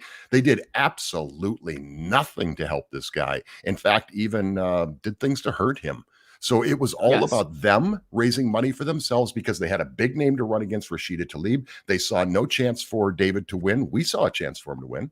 We put together a strategy to try to do that. And some of it was finding some common ground and pulling some of those people together based on the demographics. You can always win. There's always a chance to win. But this was a self-defeatist thing, and it was a self-enriching. Yeah, they had no Proposition is what they interest in did. they Yeah. had no interest in doing something special like we wanted to do. Even if we came close, you know, you chop 20 points off, you start scaring people, Don. You start putting the fear of God in them. You have to defend. You're not going to just sail through this one like this. They saw a chance to raise money off of a nationally hated person, and all they saw were dollar signs. That's it. They don't care about winning. They don't care about any movement. They don't belong to a movement. They have no principles. It's all money for them, and power, money and power, money. Because with one, you get the other. Yeah. And it's that simple. You know, and you know, at some point, you know, this has to be over. You know what I'm saying? Because as this internal fighting goes on, the other side, you know, just ekes by. It's like we're saving you. You save your enemy by doing this, you know, because look at 13 with David. I just got done in the field. They're killing each other. They're killing each other. And he's just like, da, da, da, da, da, right through, you know? So it would have been such I don't want to say too much here, but he shouldn't have to deal with this crap. It shouldn't be Team Rove and company coming in to sabotage him, to try to screw him. This is unbelievable. Why? Because again, it is the simple. Next year, folks, 2 years from now, if Republicans lose that district, it's all right, because he's going to be able to come back in again. He's going to be able to raise all money off of all these people that give him money. He's going to be able to pilfer another campaign. If David wins, he's never going to get a job with David in his life. That's not, so you have to understand that that's all this is. He doesn't give a damn if Republicans take the House, if it means he doesn't get a job next year. You understand that that really is it. And you could say, well, you know, it could be that way with you guys. Don and I don't work for people we don't believe in. End of story. End of story. Like it. Yeah. I mean, I guess you could, because if you didn't know us, you could say that. But the fact of the matter is, you know what? You can't even do that, because there's only ever been one side who said, all right, fine. You know, You win, we'll unite. Every time they lose, they go into sabotage mode. They don't go into, suck it up and the other side's worse. That's what they do. They've been doing it for years. Nobody wanted Mitt Romney, Don. Nobody wanted Mitt Romney, but it's always the other is worse. Obama is, I got to tell you. Karl Rove did. Desperately. I know, you're right. He desperately wanted Mitt Romney. Desperately. But what Think I'm saying, about it's like, right. I mean, think about that. And after everything we have seen now, can you honestly say Mitt Romney would have been better? Who knows what Mitt Romney would have been? He's like, nobody knows who the hell he is or what the hell he believes in. At least with Barack Obama, you knew where he stood. Mitt Romney's over there. Bain Capital, ladies and gentlemen. Bain Capital. I mean, that's it. You ever see Barack Obama strip a corporation down and sell it off like an aborted baby? Like he's Planned Parenthood and there's an aborted baby somewhere to be stripped apart and sold off into pieces. I mean, God, Mitt Romney's like the Planned Parenthood of the corporate industry. Yep. Bain Capital is like, I'm serious, man. He would have spent 4 years trying to find common ground. There's no common ground, folks. Okay, we're way beyond common ground. That's been gone really for means a long conceding. time. Correct. Yes, that's what he would have That's done what for it 4 means. years. Conceding, because what happens when you don't concede? Well, we saw it under 4 years of Donald Trump, and that man would never have been able to take the onslaught that Donald Trump took. I say it all the time. He would have been under the Resolute desk in the fetal position, sucking on his thumb, crying for his mother. That's what Mitt Romney. Oh, Willard, come out. It's mommy calling, Willard. No, mama. This is. I got your binky. I got your binky, Willard. Oh my God, these people are just absolute. Just so pathetic. It's so pathetic. Let's see if we can get to some questions here. We're gonna write a book and name names. I'm 65 and have never heard any of this about Karl Rove and his band of evil men. I didn't even know the truth about Bush until last year. I mean, I guess we write video books every day, Don, don't we? Right? But Yeah. I mean, I don't know, maybe. I'm still trying to get through the history of political maturization and populism in America. I'm still trying to get through that. I don't know, Don. I mean, we have done this though. It's like not even writing books. We've been doing this for a long time. And that's why I say, I don't know if you agree, but I honestly think Fox does more harm than they do good. I really do, because they've been putting up these false prophets for years now, and there's nothing more dangerous or distracting than a false prophet, in a movement, a belief system, anyone that to like lead people astray. They were essentially like the Bill Mitchell version of cable news throughout Trump. Trust the plan. You just mentioned Newt Gingrich. Robert Mueller's a really nice guy. He's an honorable guy. Remember that? And 6 months later, I'm not sure if Bob Mueller's a real honorable guy. No kidding, Newt. Yeah. Any basic review of his record would have showed you he left men to rot in jail so his fink rat asset wouldn't get in trouble for it. What kind of a person, what kind of a lawman, what kind of a man of integrity would let an innocent man or men rot in jail for murders they didn't commit? He saw 9/11 and jumped all over it as an opportunity to expand the power of the FBI. These people don't think like you guys. You got to understand that. They see crisis. They don't see, now is the time for good statesmen. They don't see that. They see opportunity. And it's like the right always mocked, what's his name? Never let a good crisis go to waste. Former mayor of Chicago. Rahm Emanuel. They always mock him for it. And of course, rightfully so. But the truth is, it's not as if we don't see that on the right as well. We do. Absolutely. We see it all the time. Robert Mueller's supposed to be on the right. James Comey's supposed to be a Republican. Folks, please, trust the plan. Trust the plan. Don't worry. Mueller's honorable. Trust the plan. We're going to repeal and replace. We're going to repeal and replace Hannity, right? Right to Paul Ryan. So Speaker Ryan, you're telling me right now that you have a consensus plan to repeal and replace. Oh yeah. I mean, They all had one. They all had it. Yeah. Oh my God, Don! What a load of crap! Mm-hmm. What a load of crap! Well, so, but to your point about ahead. Fox, to your point about Fox News, they play the same. They do the same thing that Karl Rove does. They get involved in. They also have their lists of people they want to see win this and win that, and they play favorites on that. So, one thing, if you're a candidate out there and your opponent gets on Fox, you're Republican, and your opponent gets on Fox, you have a thing called fair use, fair time.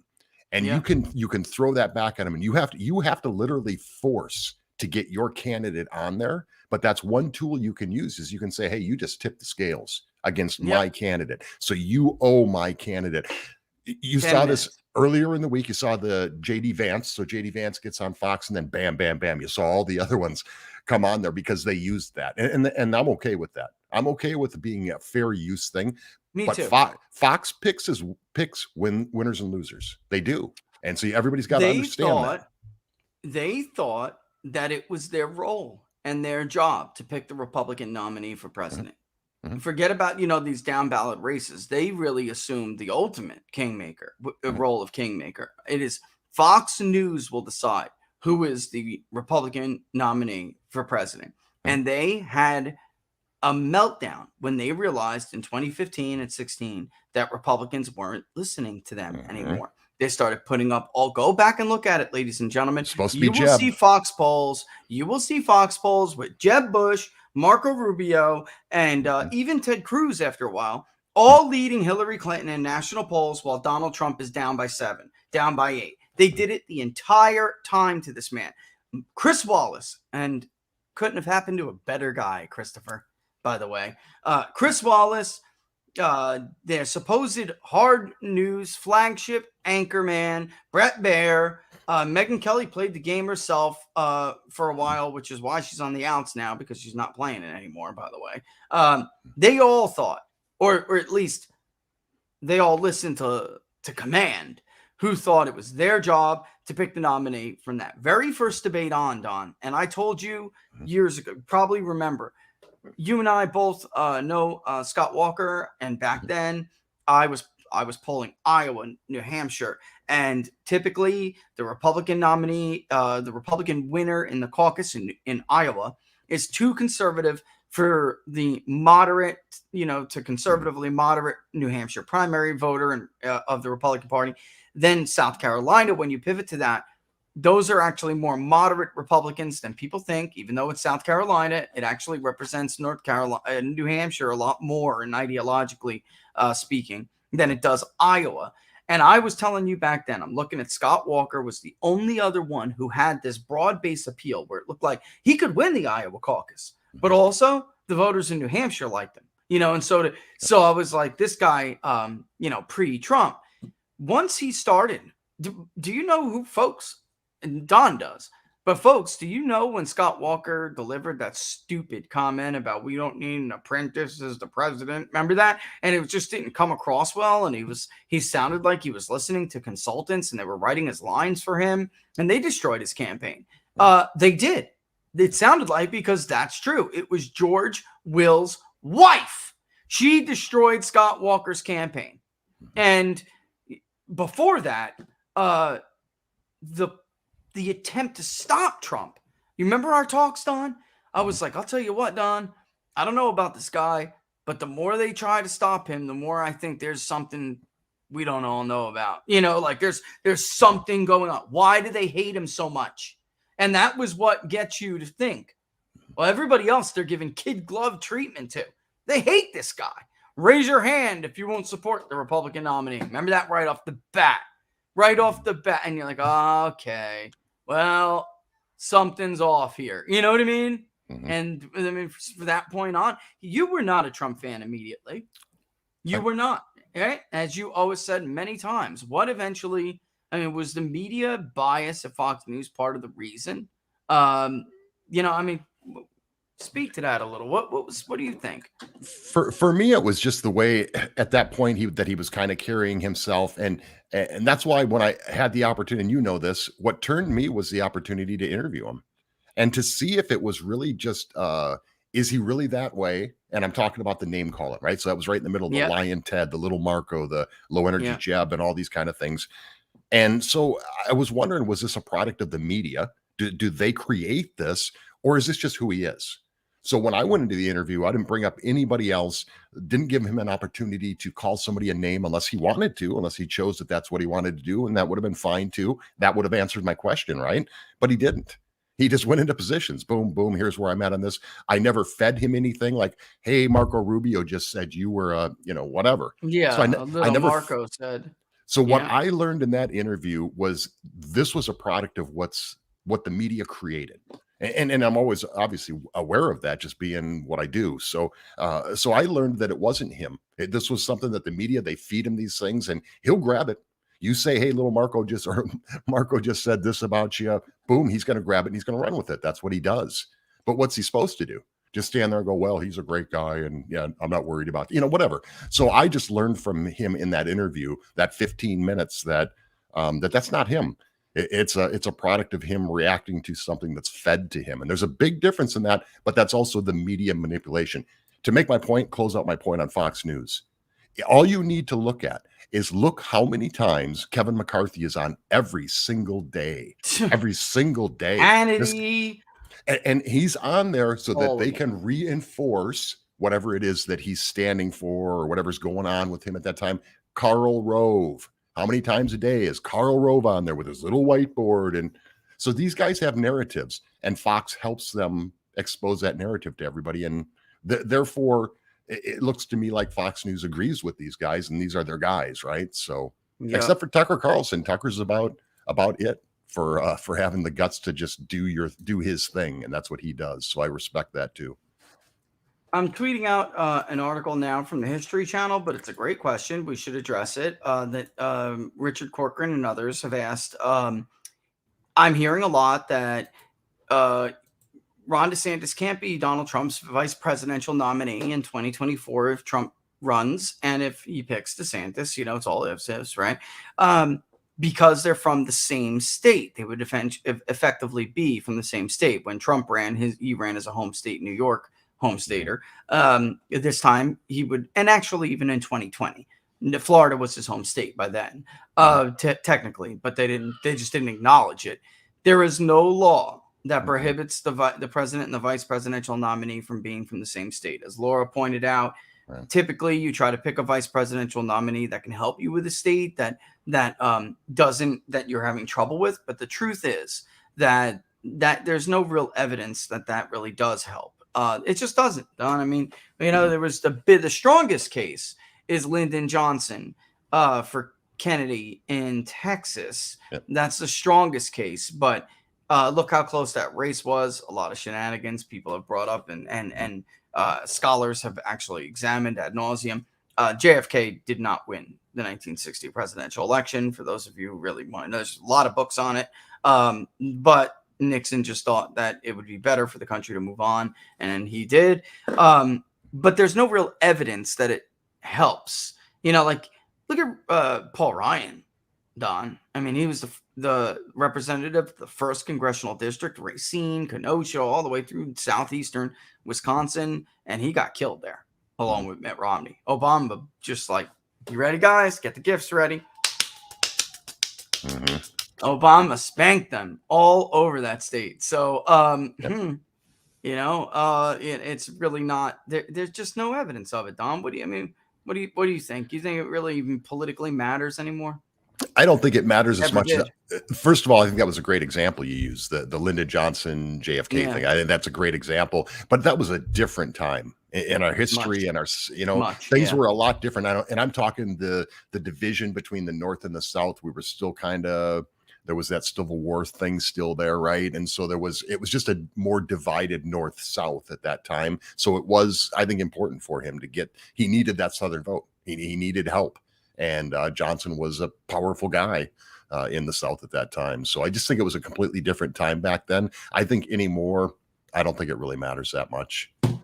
Yeah, I just don't think it ever really did. I think that was another, we're talking about Myths of Empire and foreign policy with Jack Snyder on a book club, but there are no doubt myths and they're generational just as well as he tries to explain it in Myths of Empire.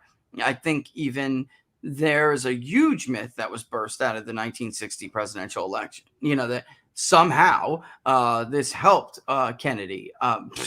We know it helped Kennedy more than anything else. And even Johnson was not running as a senator the year before, had been in some pretty big trouble. There was a Republican oil man, a conservative oil man who ran against him. They played very dirty. Johnson almost had a real serious problem on his hands. So it's not like he was this like overly popular figure anyway that could have helped him in Texas. It just wasn't the case. I just don't think there's any gumption there. The bottom line is absolutely they both could run. Would be like the Florida ticket, I guess, and it wouldn't matter. What do you make, Don? And I know I had seen already some people ask about this. A little bit bigger of a lead than we have found for Donald Trump this year. I think the biggest was 6 or 8 over Joe Biden. I think it was 8 or no 11. There was a 1 point. There was an 11-point lead at one point. Rasmussen ran the poll again. DeSantis and Trump in the same poll again. But they had DeSantis at 45, even though he was beating Biden. They had him at 45. Trump was at 50, critical 50 threshold. Name recognition. That's really it. But I don't know. I kind of feel like, let me put it this way. I can't wait to see what we find. That's all. What do you think? Seems like a lot to me, man. It seems like the United States. Yeah, I'm gonna wait for your numbers. Yeah, I mean, before I make any call on that. But I mean, I think obviously there is a factor here with the DeSantis. They are scared to death of Donald Trump, Ron DeSantis running on the same ticket. They are scared to death of that. And I've said this before, and I'll say it again. You watch this. They are going to ramp up things. They're going to come up with all these stories about how Ron DeSantis said Donald Trump was a big whatever, weenie head, whatever. They're going to have all kinds of stuff that, somebody heard that according to unnamed sources. And they're going to have all these kind of things to try to create this friction. And I don't think they're going to be able to do it. I think their relationship, I think both those men understand that. And this relationship is just too strong for that. So good luck. I think it's going to make them look foolish, but they're going to do it anyway. That's what they're going to do. Let me just mention this real quick. I don't know if everybody's heard about the Mike Pompeo news today coming out against Dr. I didn't. I didn't. So Mike Pompeo's held a press conference this morning, and he's talking about Dr. Oz's ties to Turkey. And he's concerned about that from a national security standpoint. So he's not. Just to say this, here's what's happening. This is the Liz Cheney thing. This is his version of the Liz Cheney thing. And I don't want to compare him to Liz Cheney, but that's what he's doing. This is a guy he's running. And I kind of suspected this with all the appearances he's been doing on media ever since he got out of the administration. I've been watching all this stuff, but yeah, this is what he's doing. He's setting himself up, and now he's trying to get some space between himself and Donald Trump. We all know how that ends up. It's not going to end up well for Mike Pompeo. What does he think? Yeah, because I know people want him, Nikki. Every Trump hater out there want him. They want Nikki Haley, Mike Pence. Why would you do this? It's career suicide. Well, it's career suicide. You're going to be destroyed. But you're going to lose.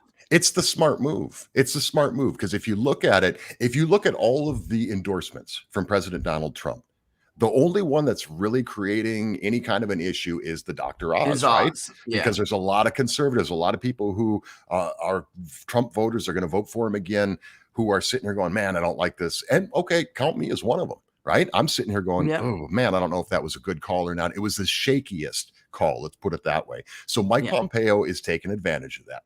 Throw the wedge in there and just let everybody know I'm against this guy. And I'm going to do everything I can to stop this guy from winning this race.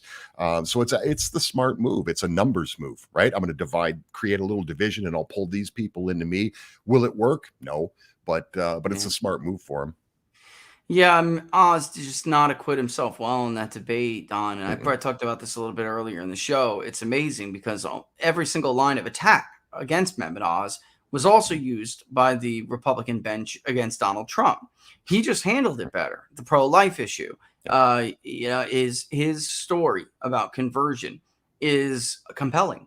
And you know why? Because it rang true. I mean, you could tell he's telling the truth. It really didn't impact him. And then also, the shipping off to China, having products made in China. And he's like, he used to just answer that totally differently and without shame. He would be like, yeah, you're damn right. I took advantage of that. You'd be a fool not to as well. That's why I'm the best one to fix it, because I know the problem the most. You donate it to Democrats. You say, yeah, I don't discriminate against politicians. I buy them all equally. So Oz just didn't know how to react. And it bothered me that you didn't know this was coming. Your communications guy, I mean, Jesus, Mehmet, hire Don. How did you step into that debate? Blindly, just Swiss cheese me up, do me in. I mean, it was so stupid. Again, Barnett, very impressive performance, without a doubt. Yeah, but you know what always comes? But how many times have we talked about conviction? If you have conviction, you don't even really need somebody like me to come in and shape your things and all this. All I'll do is kind of polish them up a little bit and hone it, help get that word out. But if you have that actual conviction, you don't need that. You just have it, and it comes across in debates, and it certainly came across in that one. Who did and who didn't have conviction? Yeah, I just feel like he told the story about, when he's as a surgeon, I hold these little babies in my, in my hand. But then he didn't get into, he didn't pivot. Yeah, he didn't drive it home. That could have been, because I heard him give an interview with John Fredericks, and it was a great interview. And Fredericks didn't let up on him in the beginning when that endorsement came out. Look, everybody was like skeptical. And he said, John Fredericks had him on and said, I'm going to give him a chance to explain himself. He hammered him on it for like 25 minutes. Not just that, but many other things. He just acquitted himself so much. I heard that story during the John Fredericks interview. I heard how he responded to it. And I know you have less of a time in the debate, but you got to know it's coming. And you've got to know how to respond to it in 30, 60 seconds or less. That's the debate rule, or whatever your rules are. I just can't believe he didn't do it. And now, but here's the thing. I don't like this Turkey thing. This Turkey angle, he voted in an election. I don't like this, and I don't like it one bit. So Pompeo is a problem with Mehmet Oz, his relationship with Turkey, but he doesn't have a problem with a member of the House Intelligence Committee sleeping with a Chinese spy and getting caught. He doesn't have a problem with the chairman of the House Intelligence Committee rubbing elbows and being friends with a guy who injects drugs into young black men to rape them. He just got busted. Amen. But everybody had known about Buck for years. He didn't have a problem with that same guy having deep, deep ties to Ukrainian gun runners. He doesn't have a problem with he didn't have a problem with Alexander Vindman, who, speaking of conflicts of interest, had been offered the position of the basically what is their Secretary of Defense in Ukraine. I mean, he had no problem with any of this, but he's got a problem with Mehmet Oz and his relationship with Turkey. This is the stuff, man, that just makes me want to vomit. And there's another level here. There's another layer going on here as well. I've noticed for the last couple of weeks, he was making endorsements. So I was really surprised. And of course, none of them are America First candidates. So I did start to notice that it's like, first of all, why is he making endorsements? Seems, I don't know, not really where I would go to look for an endorsement. But I was wondering why he was doing that. So he's setting himself up. He's creating his own little group here. And Mehmet Oz was the low hanging fruit. So to go after an America First thing and to indirectly, this is the key, he's indirectly going at Donald Trump. Yeah. It's a question his judgment thing, right? You should question his judgment. That's right. That's right. Let me just follow up on this thing. That's why I sent out that History Channel article instead of somebody else's personal take on president and vice presidents being from the same state. The 12th Amendment is often cited as that. It was obviously adopted in 1804. However, the rule preventing an elector from voting for two people from his home state remaining in effect under the new law. In most elections, this quirk in the system wouldn't even matter. But in overall. But if the election turns out to be particularly close, the rule could potentially come into play. It almost did in the notorious contentious election in 2000 when Texas Governor George W. Bush chose Dick Cheney as running mate on the ticket. Cheney had been living and voting and paying taxes for 5 years in Texas. Shortly before the election, however, Cheney obtained a Wyoming driver's license and put his Dallas home on the market.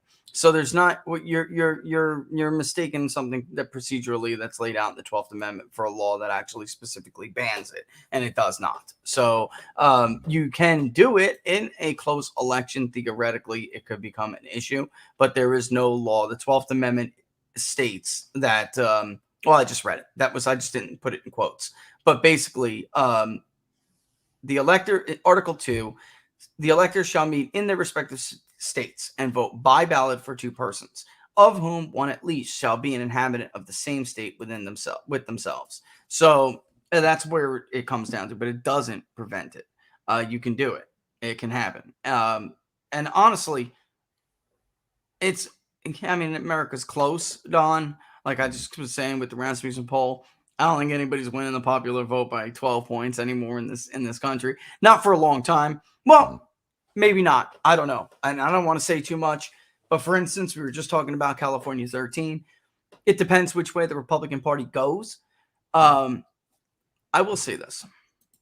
Give me 1 second. Let me make sure I get the numbers correctly. Okay. Hispanics in this poll, of which it is a Hispanic district, overwhelmingly. And of Hispanics, it's overwhelmingly Mexican. And when I say overwhelmingly, I mean 85% plus. They admittedly voted 58, which is higher than reality. But in this poll, 58-36 for Joe Biden over Donald Trump. It probably was closer to 54-36. Let's see what happens when I weighted. It may come down a little bit. This same group now will back Donald Trump over Joe Biden, 46-40. Okay? Get this. David is ahead by a similar margin of the main against the main Democratic candidate, 45-40. The other two are down by 9 and 11 among these people. So when I say it matters which way the direction the Republican Party moves, it matters. Because if you go back to the Rhino GOP donor elitist wing, the Karl Rove wing, the Kevin McCarthy wing, blah, blah, blah, blah, blah. You go back to that, you're going to lose these people, and they're going to vote Democrat because you're not giving them anything new or any other reason not to do so, especially in a race like this where the Democrat claims to be moderate, right? Even on pro-life issues, by the way. If you go the other direction and you can carry these voters, then, Don, the popular vote may change quite a bit over the next 4 to 12 years. May change or 2 to 10 years, I should say now, because of the point we're in the cycle. Because this is the real growing demographic in this country. So if Republicans start winning this vote, which, by the way, Trump in both those national polls this week, he leads Biden with Hispanics. No, not any generic Republican is doing that. They're doing it for a reason. Same thing in that area, why they voted for Larry Elder, Don. He was a non-politician. He wasn't like a regular Republican. And they were like, this is cool. I like this guy. This is cool. I'm going to vote for this guy. And Hispanic men voted overwhelmingly for Larry Elder. And they voted 53% to throw out Gavin Newsom in this area. That wouldn't happen if they didn't have, a new Republican kind of candidate to vote for. It's that simple. They go backward, and they're going to lose this vote again. Maybe not as badly as they used to during the Romney era, but pretty badly, bro. Pretty badly. Bad enough. Bad enough. There aren't enough educated whites to win back to make up for that, brother. There's not. This is another thing. They keep talking about these damn suburbs and these educated whites. They are dwarfed compared to these people. In 10 years, it's not even going to be close. They're going to be this tiny little demographic next to this growing, booming demographic. Everyone's going to be coveting. Everybody. Why wouldn't you do the work now? Because you're a Karl Rove and you don't care about that. All you care about is making money. Right, bro? Yep. Yep. Absolutely. Isn't it true that they don't want... isn't it true too that they would rather lose than have to admit that they were not the ones who could appeal to these people? Isn't Oh, there some absolutely. truth in that? What do you make of Absolutely. that? Absolutely. Yeah. So I thought, okay, so just an example, I talked about the race in Michigan there, right? So against Rashida Tlaib, they actually would prefer having Rashida Tlaib win because it's a money raising thing. It's the Yep. biggest thing that they can raise money on in the state of Michigan is against Rashida Tlaib. So their preference would not have been for David to win that race because then they lose that, right? So yeah, I mean that's the sad reality of some of this stuff is they literally pick winners or losers and they're perfectly okay with it. They're perfectly okay with the conservative, especially if they're an America first kind of conservative. They're perfectly okay. They want that person to lose. It takes their What is power away.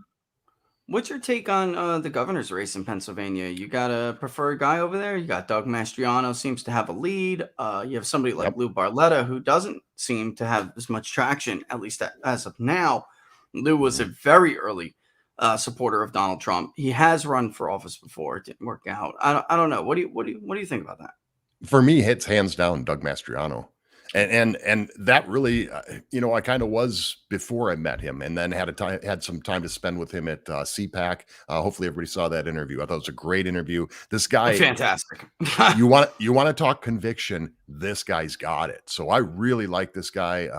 Yeah, not even a comparison, not even a close number two for me. Is it also on Raw? I thought it's just on your locals, or is it also on Raw? Because people got to go check that interview out. If you're curious about the governor's race, you don't know that much about Doug Mastriano, I'm telling you right now, the best interview you're going to get is Don Smith. So Thanks. tell people where they should go.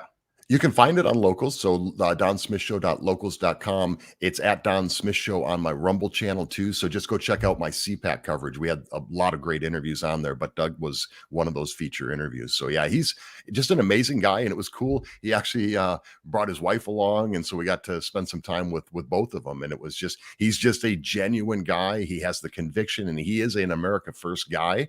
And yeah, I was really, really impressed with him.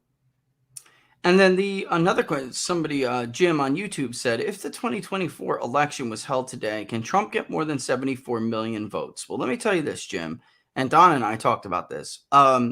Every time we poll, and we'll find out what it says this month, Donald Trump gets, or people who say they voted for Donald Trump, less than 2% say they would vote for Joe Biden. People who voted for Joe Biden, anywhere between 8 and like 12 is a good general range, say they would now vote for Joe Biden. So if you basically average it together, you're looking at a net swing on the low of 6 million votes. So he would exceed 74 million votes. He would. If only those people who voted in 2020 voted again. That doesn't count anybody else who maybe sat out would come out. I mean, or new people, newly registered people. And he's doing much better with younger people than he ever did. So yeah, I think he's probably looking somewhere in the neighborhood of 75, 76 million votes. I'm being conservative comparing to the polling here. I've done threads on this before too, Don, on Twitter and elsewhere. And look at this. This means Joe Biden it's a net shift of 6 million votes. So, I mean, that's huge. It would mean that Trump would win the popular vote. And, we'll have to see when some of that someone else vote shakes out, Don. It's always very common to see someone else be have a large, double digit even, in a poll because it's so early. As time goes on, that shrinks. And we even saw that. Let me see if I can find that in the 20. While I ask you a question, I'll see if I can look for it. But in 2016, when we tracked against Hillary Clinton and Donald Trump, that was from the day before the 4th of July was the first day we were in the field. We skipped the 4th of July. And then we went into the field on July 5th again. And it was a rolling average. Even though it was the summer before the 4th, there was still a lot of people who said that they would vote for someone else, So here we go. Election, Trump v. Clinton v. Johnson. But before I get that up, Don, why don't you tell people what you got going on this weekend? So yeah, we got I think a great show here tomorrow, noon Eastern time. Check us out every Saturday. So DonSmithShow.locals.com and our Rumble channel at Don Smith Show. We've got the latest from Dr. Peter McCullough. So some news has come out this week with the Pfizer data, some other news about underreporting in the military of adverse effects, which is skews the whole VAERS system and all those kind of things. So we get into some of that stuff with Dr. Peter McCullough. Also, I've got author James Simpson on the program. So anybody who remembers back when Glenn Beck used to do this board, he used to do the big board thing and lay all this stuff out. Yeah. James Simpson was the guy who gave him all the data for the Cloward and Piven strategy, which is exactly what we're seeing play out right now. And so I've got him on to kind of detail for those that don't understand all the details of what Cloward Piven strategy really is and why we're exactly seeing it today. When you hear him lay this out, you'll go, oh yeah, that, and you can connect all the dots. So author James Simpson, who's got a great new book out called Who Was Karl Marx? It's also pretty cool too. Talking about this movement from the left towards socialism and communism and all those kind of things. So amazing guy. Of course, we'll have you program, Peter Hussey, with all the latest national security stuff. But I'm also going to tie some things together this week. And just real quick, it's called the wrap-up smear, folks. This is what we are watching this week. We are watching the wrap-up smear. So I will take everybody through step by step exactly what you saw this week and are still continuing to see and why it is the wrap-up smear. And you will see a lot of this going forward between now and the midterms, and then probably even more of it between then and the 2024 election. So great show tomorrow, noon Eastern time, DonSmithShow.locals.com. Follow us on Rumble. That's the only place we're streaming right now is at Rumble. By the way, before I know you had some issues with the tube. I'm completely gone. Never existed. They completely wiped out my channel. And I had no idea. I saw your message about it. So I went and I thought, let me pull mine up. I hadn't pulled it up in a couple of weeks because I don't use it anymore. I pulled it up and yep, you are gone. I am gone. So they gave me 2 more rapid succession from shows that were 3 months old. One, and then the next day I got another one, and then I couldn't even respond to them because the channel's gone. So I no longer exist there. I didn't respond this time. I got another one, but they didn't. That another video that was, remember Patrick Witt? Mm-hmm. And I had him on to discuss how Facebook wouldn't play the ad because of the comments he had made around election integrity. Because we're back on it right now, and which stunned me. But obviously the digging thing is happening because that was a long time ago, and then there was something with that. However, what I did notice, Don, was it was one of the first episodes where I brought up the possibility of the Biden administration pushing Russia into invading Ukraine. And I thought to myself, isn't that coincidental? But yeah, this I tell people all the time, and it could happen at any moment, at any time. Subscribe to Rumble. I mean, I really don't know what else to say. They did. They yeeted Don. Absolutely. They yeeted Don completely now. Let me just point this out. And then I wanted to ask you something real quick because you brought up the wrap-up smear, which is a reference for people who don't know. It's a reference to Nancy Pelosi. But also, you should read Cheryl Atkinson's The Smear. Okay? I mean, it is... I don't like these political books done from all these journalists and politicians. The Smear is an awesome book. It is not like some joke book from some journalists like Jim Acosta gets a book deal because he was anti-Trump. This is a fantastic book, and you really can't understand what I call production news unless you read Cheryl Atkinson's The Smear. And look, I just wanted to pull this up to show people. You could even see by the end of August that there was 13.1% that said someone else. We still had Trump, and here Clinton was ahead slightly, 42.2 to 41.5. But it completely collapsed only in October for those third-party candidates, Don. Only in October. And then at the last minute, what we saw happen were people who kept telling us undecided, undecided, undecided, undecided. And we're like, look, the election is here. It's time to choose, because we had repeat interviewed some of these people, many, I think like 33% of them, and on a weekly rolling basis, I'm talking about. And eventually they went to Johnson, and Stein got 2.3. Johnson got about 6, a little over 6. That's when the undecideds finally went. In the end, though, some of those younger people who said, I don't like Hillary Clinton, they were typically Democratic voters. I don't like Hillary Clinton, I'm voting for Johnson. They didn't. They voted for Hillary Clinton. And that's what happened with ours a little bit. That end, we waited California after going back, not just California, the West in general. We weighted the West too little. And had we, it would have been like Clinton 1.5, which was really close. The South had grown quite a bit. So we thought that the South would make up about 3.5 percentage points more than it did. And we thought the West would make up about 2.8 less. In the end, there was more vote in the Northeast and the West than we thought. And that's simple. Regional errors like that can change. All of our demographics were like spot on how demographics voted. But that is a good lesson on how pollsters, the assumptions they make, can change the overall outcome, even if they think they got the demographics correctly. Now, some of these other polls that claim they were right, well, see, I had Clinton +4, and that's better than you having Trump +1. No, it's not if you don't have all the demographics correct. If you really thought that, she was going to clobber him 80-20 among Hispanics, and you really thought that she was at 38% white working class, then you were wrong. I mean, that's it.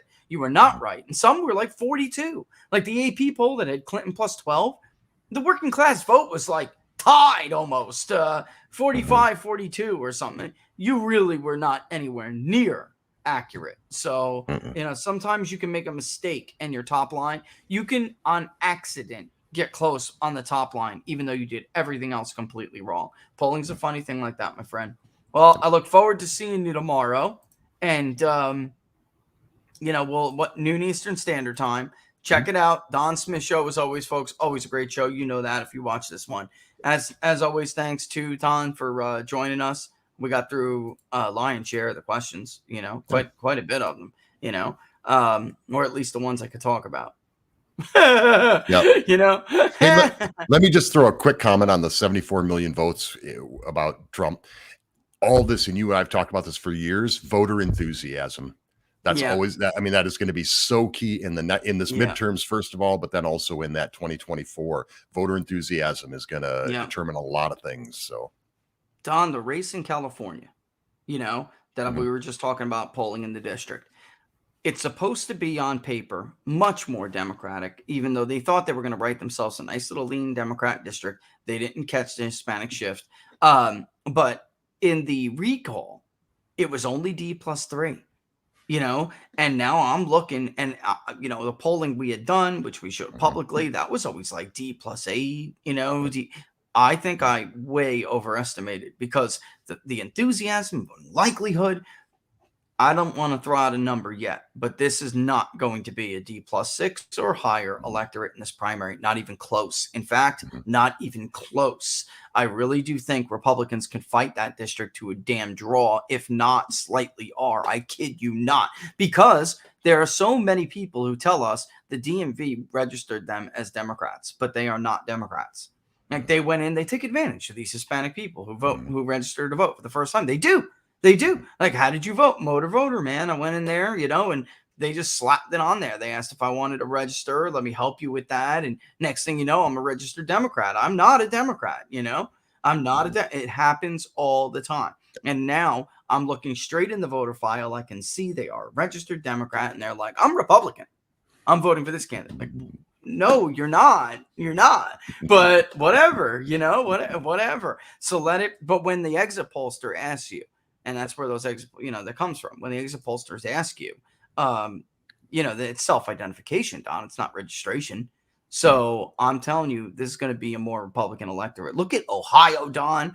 Almost 1.6 million Republican votes, almost compared to just over 500,000 Democratic votes. Wow. Yep. And that you take that into consideration with Texas. And by the way, look, the race for Nunes's seat, Connie Conway won. right? And she's got her runoff because she didn't, she's got to get to the top 2. But she was leading. That was like 20% plus 22% Democratic vote total. Nunes never won that district by those kind of margins. Never. So Phil Arbaio got like within 6 points of him last time. So, I mean, it just goes to show you it's huge. This is something happening here, and it's not one off. Yep. Agreed. Agreed. All right. Well, I'll keep you forever, my friend. I will see you at noon Eastern Standard Time tomorrow, along with everybody else. Thanks for joining as always, buddy. Thank you. Thanks for having me. Talk to you soon. All right. Don't give Brenda my best. Best to Laura and the kids. Will do. Talk Thanks. to you soon. Don Smith, everybody. Don Smith Show, noon Eastern Standard Time tomorrow. Maybe I'll have something to be able to plug on the show too. I'll share with them before we go on. What am I missing here? I'll be on Don's show tomorrow. I think I'm going to take a little break. I don't think Laura's booked me for anything else. I'd go on if I had to, but I think we're calming it down. We're getting a lot of polling that I got to do. I got to focus on that. And I'll let you know. Stay posted. Locals, you'll see it first, as you always do. peoplespundit.locals.com. And I will send you, as soon as I make a couple like little tweets, tweaks, like I said I wanted to, I'm going to add some form of a question around Roe v. Wade about what people think will happen if it's overturned. And then I did add Elizabeth Warren. There's that. That's done. So, and the percentage of the schooling situation with parents. We're going to ask parents the situation with their kids. All right. Are they homeschooled? Are they in private school? Are they both? And then I'll kick it to you and we'll see. I do like the idea of asking what that person asked about using the result of an abortion, whether it's tissue or parts, in scientific research. I just don't know how we would do that. I'd have to think about it, but I'll kick it to you sometime today. Tomorrow we'll launch tomorrow, and we'll have it ready to go. Or at least I think we will. And I could see there were some contributions flowing in as we were doing this. Venmo. I know a lot of you guys like to use Venmo. Soon, the plugin that we have as a program for contributions to the Public Polling Project will have a Venmo option, which I know so many of you are dying to get. It's happening. I got the email the other day saying it's almost done. That'd be great. All right. Still, crypto is still tough. All right. That's just it's a different animal. You know that. All right. So bear with us though. We're trying. What else? Am I missing anything else? I don't think so. Follow the best producer ever. There she is, right on Get her, at Laura Barris. You can follow me at People's Pundit. Also on True Social, same handle. And of course on Twitter at Peoples_Pundit. All right. But the best place to get us, like I just said, is on Locals, People's Pundit. .locals.com. If you are on Rumble right now, which I hope you are, you can go right there to that little Locals button or behind under the video right now where it says join the Locals community. All right. With that in mind, of course, special thanks to the Bone Band, as always, for Bad Habit. All right, guys, if I don't see you, have a safe weekend. Have a blessed weekend. Enjoy yourselves. Take a load off. We'll see you on Monday. And happy Mother's Day to all those mamas. There you go. And what else you want to say? Deuces. Bye, folks. See you soon.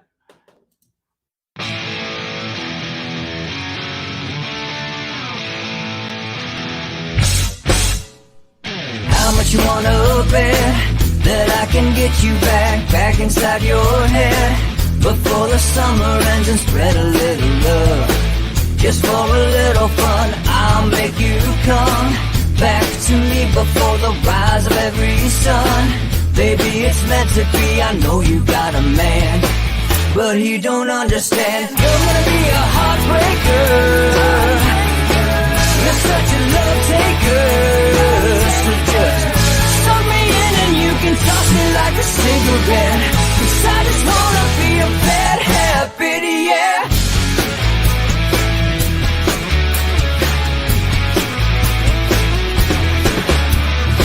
Rhythm in our love, it's impressive, excessive. You can't make this stuff up. My chest beats, it's restless, wakes the neighbors up above. Yeah, baby, come and show me love. Baby, come and show me love. Because you're gonna be a heartbreaker. You're such a love taker. So just suck me in and you can toss me like a cigarette. 'Cause I just wanna be a bad habit, yeah.